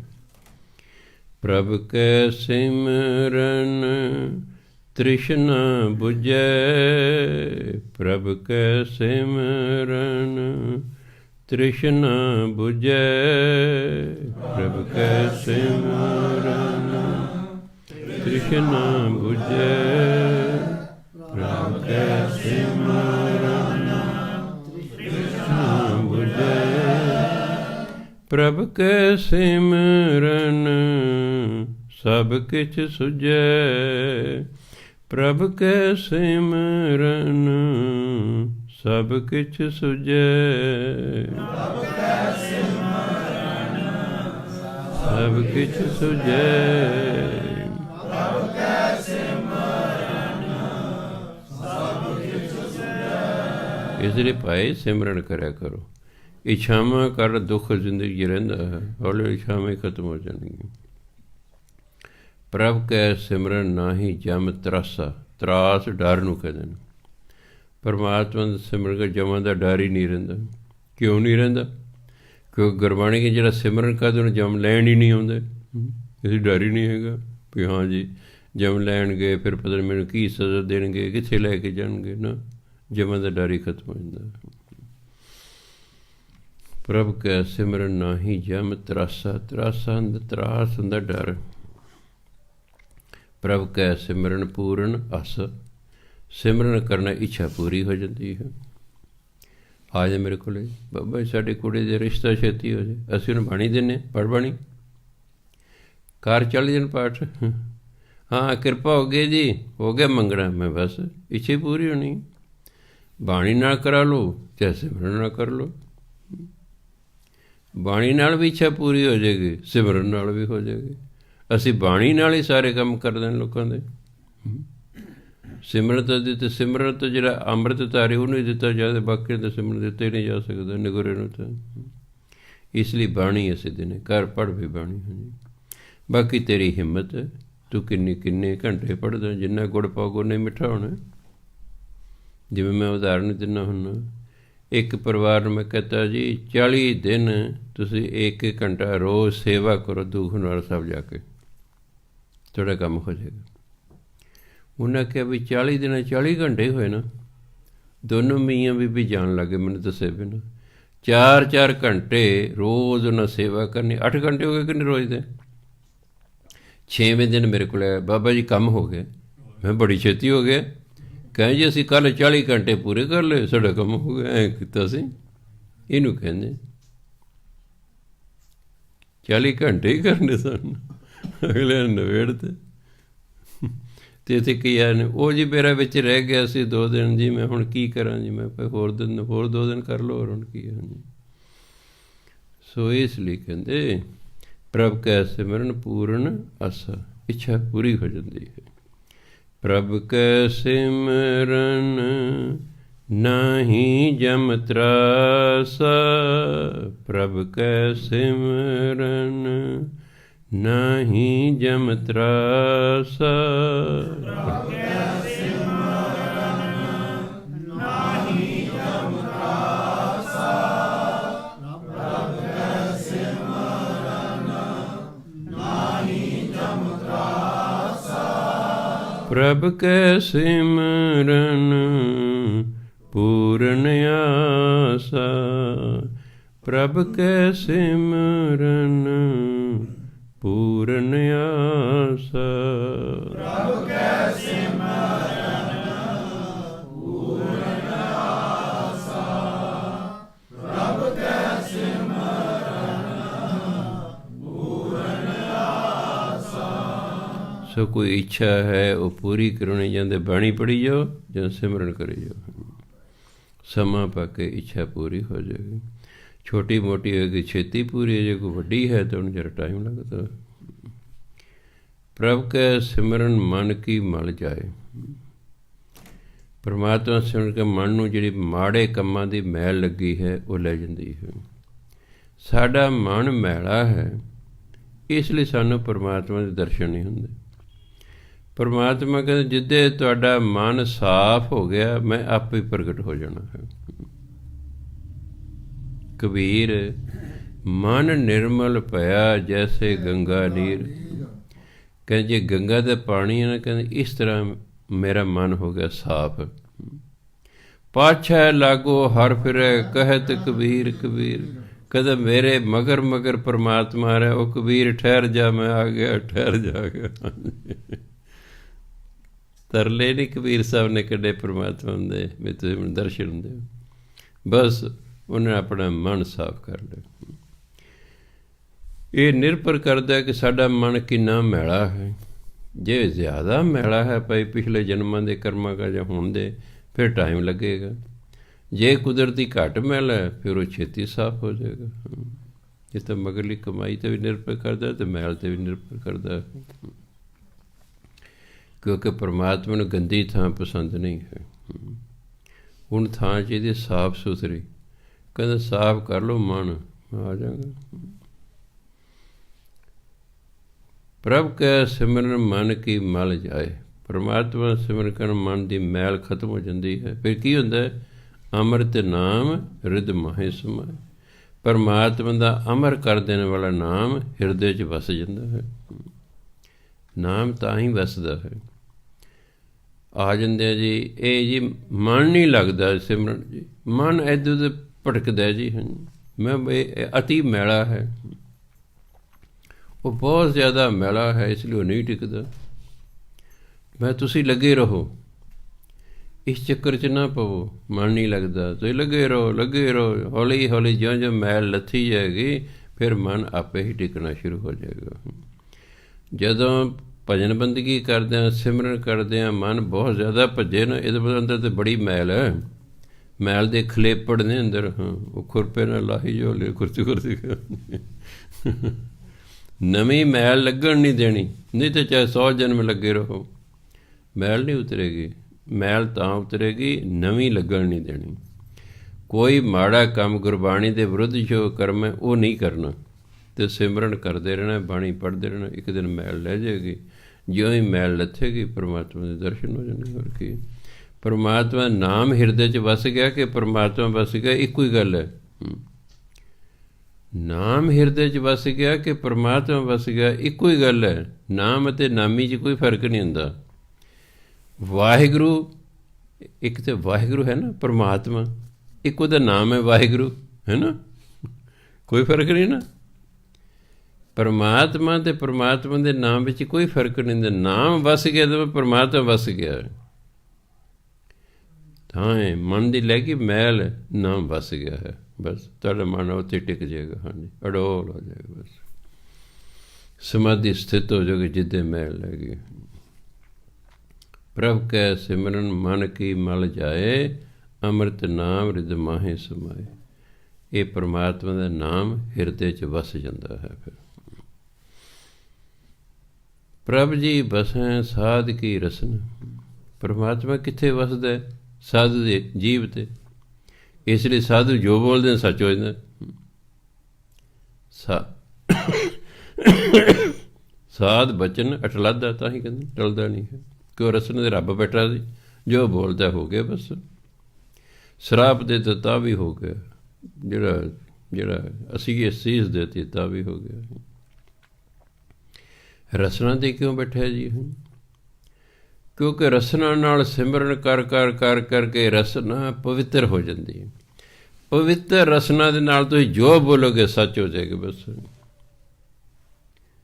ਮਹਾਂਪੁਰਖ ਕਿਆ ਕਹਿੰਦੇ, ਜਿਹੜਾ 12 ਸਾਲ ਝੂਠ ਨਾ ਬੋਲੇ, ਉਸ ਤੋਂ ਬਾਅਦ ਜੋ ਬੋਲੇਗਾ ਸੱਚ ਹੋ ਜਾਏਗਾ। ਕਿਉਂ? ਰਸਨਾ ਝੂਠ ਬੋਲੇ ਹੀ ਨਹੀਂ ਹੈਗੇ, ਇਸ ਲਈ ਰਸਨਾ ਪਵਿੱਤਰ ਹੈ। ਅਸੀਂ ਪਾਠ ਵੀ ਕਰਦੇ, ਸਿਮਰਨ ਕਰਦੇ, ਦਿਨ 'ਚ 100 ਵਾਰੀ ਝੂਠ ਬੋਲਦੇ ਹਾਂ, ਔਰ ਫਿਰ ਮੈਲ ਹੀ ਹੋ ਜਾਂਦੀ ਹੈ ਕਿ ਅਸੀਂ ਮੁੜ ਕੇ ਮੈਲ ਲਾ ਲੈਂਦੇ ਉਹਨੂੰ। ਹਾਂ ਨਾ, ਮੈਲ ਨਹੀਂ ਲੱਗਣ ਦੇਣੀ। ਰਸਨਾ ਮੈਲੀ ਕਦੋਂ ਦੀ? ਜਦੋਂ ਅਸੀਂ ਨਿੰਦਿਆ ਕਰਦੇ ਹਾਂ ਰਸਨਾ ਦੇ ਨਾਲ, ਜੀਵ ਨਾਲ ਨਿੰਦਿਆ ਕਰਦੇ ਮੈਲੀ ਹੋ ਜਾਂਦੀ। ਤਾਂ ਹੀ ਕਹਿ ਨਿੰਦਿਆ ਭਲੀ ਕਿਸੇ ਕੀ ਨਾਹੀਂ, ਮਨਮੁਖ ਮੁਗਧ ਕਰਨ। ਜਿਹੜੇ ਮਹਾਂਮੂਰਖ ਨੇ ਕਹਿੰਦੇ ਉਹ ਨਿੰਦਿਆ ਕਰਦੇ, ਦੂਜੇ ਨਹੀਂ ਨਿੰਦਿਆ ਕਰਦੇ। ਇਸ ਲਈ ਮੈਂ ਜਿਹੜੇ ਸੰਤ ਮਹਾਤਮਾ ਮੈਨੂੰ ਮਿਲਦੇ ਨੇ ਉਹਨੂੰ ਮੈਂ ਇੱਕੋ ਹੀ ਬੇਨਤੀ ਕਰਦਾ ਨਾ, ਮੈਂ ਦੇਖੋ ਜੀ ਸਟੇਜ 'ਤੇ ਖੜ੍ਹ ਕੇ ਨਿੰਦਿਆ ਨਹੀਂ ਕਰਨੀ ਚਾਹੀਦੀ। ਉਹਦੇ ਦੋ ਨੁਕਸਾਨ ਨੇ। ਇੱਕ ਤਾਂ ਤੁਹਾਡੀ ਕਮਾਈ ਖਤਮ ਹੋ ਰਹੀ ਹੈ, ਦੂਸਰਾ ਤੁਹਾਡੀ ਦੁਸ਼ਮਣੀ ਪੈ ਰਹੀ ਹੈ। ਤੁਸੀਂ ਕੀ ਖੱਟਿਆ? ਮੈਂ ਇੱਥੇ ਕਥਾ ਕਰ ਰਿਹਾ, ਹੁਣ ਮੇਰੀ ਕਥਾ ਜਾ ਰਹੀ ਵਰਲਡ ਦੇ ਵਿੱਚ। ਚਲੋ ਆਪਾਂ ਇਕੱਲੇ ਬੈਠੇ ਹੋਈ ਉਹ ਹੋਰ ਗੱਲ ਹੁੰਦੀ ਹੈ ਜੀ, 100 ਘਰ ਬੰਦੇ ਗੱਲਾਂ ਕਰ ਦਿੰਦੇ। ਹੁਣ ਮੇਰੀ ਇਹ ਜਿਹੜੀ ਜਾ ਰਹੀ ਹੈ, ਬਹੁਤ ਸਾਰੇ ਇਸ ਨੂੰ ਯੂਟਿਊਬ 'ਤੇ ਹਜ਼ਾਰਾਂ ਦੀ ਤਾਂ ਯੂਟਿਊਬ 'ਤੇ ਸੁਣਦੇ ਨੇ ਲੋਕ ਜੀ, ਸਿੱਧਾ ਵੀ ਅੱਗੇ ਫੇਸਬੁੱਕ ਹੁੰਦਾ ਕਿਸੇ ਸੁਣਦੇ ਨੇ। ਹੁਣ ਜੇ ਮੈਂ ਨਿੰਦਿਆ ਕਰਾਂਗਾ ਤਾਂ ਉਹਦੇ ਤੱਕ ਪਹੁੰਚ ਜਾਏਗੀ ਗੱਲ ਵੀ ਬਾਬਾ ਜੈਮਲ ਸਿੰਘ ਤੇਰੀ ਨਿੰਦਿਆ ਕਰਦਾ ਸੀ ਭਰੀ ਸਭਾ 'ਚ। ਫਿਰ ਦੁਸ਼ਮਣੀ ਪਾਉਣੀ ਹੈ ਨਾ। ਫਿਰ ਉੱਧਰੋਂ ਉਹ ਕਰਦਾ ਹੈ, ਚੱਲ ਸੋ ਚੱਲ, ਫਿਰ ਉਹ ਕਰਦਾ, ਫਿਰ ਇੱਕ ਦਿਨ ਬੰਦੂਕਾਂ ਚੱਲਦੀਆਂ ਨੇ ਅਤੇ ਠੀਕ ਹੈ ਜੀ, ਸਿਕਿਉਰਿਟੀ ਲੈ ਕੇ ਘਰਾਂ 'ਚ ਹੁਣ ਬੈਠੇ ਰਹੋ, ਨਿਕਲ ਨਹੀਂ ਮਾਰ ਸਕਦੇ, ਮਾਰਨ ਦੇਣ ਲੋਕਾਂ ਨੂੰ। ਆਪ ਹੀ ਅਸੀਂ ਵਕਤ ਖੜ੍ਹਾ ਕਰ ਲੈਂਦੇ ਹਾਂ। ਇਹ ਪੋਲੀਟੀਕਲ ਬੰਦਿਆਂ ਦਾ ਕੰਮ ਹੁੰਦਾ ਨਿੰਦਿਆ ਕਰਨੀ, ਕਿਉਂਕਿ ਉਹ ਜੇ ਨਿੰਦਿਆ ਨਹੀਂ ਕਰਦੇ ਉਹਨਾਂ ਨੂੰ ਵੋਟ ਕੋਈ ਨਹੀਂ ਮਿਲਦੀ। ਜੇ ਕਾਂਗਰਸ ਅਕਾਲੀਆਂ ਦੀ ਨਿੰਦਿਆ ਨਹੀਂ ਕਰੇ ਇਹਨੂੰ ਵੋਟ ਕੌਣ ਦੇਵੇਗਾ? ਅਤੇ ਜੇ ਅਕਾਲੀ ਕਾਂਗਰਸ ਦੀ ਨਿੰਦਿਆ ਨਹੀਂ ਕਰੇ ਇਹਨਾਂ ਨੂੰ ਵੋਟ ਕੌਣ ਦੇਵੇਗਾ? ਉਹ ਤਾਂ ਉਹਨਾਂ ਦਾ ਹਿਸਾਬ ਬਰਾਬਰ ਹੋ ਜਾਂਦਾ। ਉਹਨੂੰ ਵੀ ਨਿੰਦਿਆ ਕੀਤੀ, ਉਹਨੇ ਵੀ ਨਿੰਦਿਆ। ਪਰ ਧਾਰਮਿਕ ਬੰਦੇ ਨੂੰ ਇਹ ਸ਼ੋਭਾ ਨਹੀਂ ਦਿੰਦਾ ਹੈਗਾ। ਧਾਰਮਿਕ ਬੰਦੇ ਨੇ ਆਪਣੀ ਗੱਲ ਕਰਨੀ ਹੈ। ਨੰਬਰ 1, ਧਾਰਮਿਕ ਬੰਦੇ ਨੂੰ ਗਿਆਨ ਹੋਣਾ ਚਾਹੀਦਾ ਕਿ ਇਹ ਸੰਸਾਰ ਹੈ, ਸਾਰੇ ਕਦੇ ਵੀ ਮੇਰੇ ਹੱਕ 'ਚ ਨਹੀਂ ਹੋ ਸਕਦੇ। ਤੁਸੀਂ ਕਿਤਨੇ ਵੀ ਵਧੀਆ ਹੋ ਲਓ, ਸਾਰੇ ਕਦੇ ਵੀ ਤੁਹਾਡੀ ਵਡਿਆਈ ਨਹੀਂ ਕਰਨਗੇ। ਇਸ ਦੇ ਵਿੱਚ ਇਹ ਨਿੰਦਕ ਹੁੰਦੇ ਨੇ। ਉਹਨੂੰ ਆਪਣਾ ਕੰਮ ਕਰਨਾ, ਧਾਰਮਿਕ ਬੰਦੇ ਨੇ ਆਪਣਾ ਕੰਮ ਕਰਨਾ, ਲੱਗੇ ਰਹੀਦਾ ਹੁੰਦਾ। ਹਾਂਜੀ, ਹੁਣ ਮੈਂ ਇਹੀ ਪੱਕੇ ਕਰਦੇ। ਮੈਂ ਦੇਖੋ ਜੀ, ਤੁਸੀਂ ਸਟੇਜ 'ਤੇ ਬੈਠੇ ਹੋਏ ਹੋ, ਸਟੇਜ 'ਤੇ ਬੈਠ ਕੇ ਨਿੰਦਿਆ ਨਹੀਂ ਕਰਨੀ ਹੈ। ਆਪਾਂ ਨੇ ਗੁਰੂ ਦੀ ਗੱਲ ਕਰਨੀ ਹੈ, ਗੁਰੂ ਦੀ ਗੱਲ ਪਬਲਿਕ ਨੂੰ ਸਮਝਾਉਣੀ ਹੈ ਬਸ। ਫਿਰ ਤਾਂ ਤੁਹਾਡਾ ਰਹੂਗਾ ਠੀਕ। ਅਤੇ ਨਹੀਂ ਤਾਂ ਇੱਕ ਦੇ ਪਿੱਛੇ ਪਈ ਹੈ ਨਾ ਦੁਨੀਆ, ਸਿਆਪਾ ਖੜ੍ਹਾ ਕੇ ਉਹਨੂੰ ਮਿਲਣਾ ਔਖਾ ਹੋ ਗਿਆ ਹੈ। ਥਾਂ 'ਤੇ ਸਿਕਿਉਰਿਟੀ ਅੜ ਜਾਂਦੇ ਨਹੀਂ ਯਾਰ, ਉੱਥੇ ਕਿਹੜਾ ਤਲਾਸ਼ੀਆਂ ਦਿੰਦਾ ਫਿਰੇਗਾ। ਇਹ ਨਿੰਦਿਆ ਦਾ ਹੀ ਨਤੀਜਾ ਹੁੰਦਾ ਹੈ। ਇਸ ਲਈ ਨਿੰਦਿਆ ਨਹੀਂ ਕਰਨੀ। ਫਿਰ ਜਿਹੜਾ ਰਸਨਾ ਪਵਿੱਤਰ ਹੋ ਜਾਏਗੀ ਹੌਲੀ ਹੌਲੀ। ਕਿ ਨਿੰਦਿਆ ਨਾਲ ਹੀ ਮੈਲੀ ਹੁੰਦੀ ਹੈ, ਝੂਠ ਬੋਲਣ ਨਾਲ ਮੈਲੀ ਹੁੰਦੀ ਹੈ। ਗੁਰੂ ਮਹਾਰਾਜ ਕਹਿੰਦੇ, ਪ੍ਰਭ ਜੀ ਬਸੈ ਸਾਧ ਕੀ ਰਸਨਾ।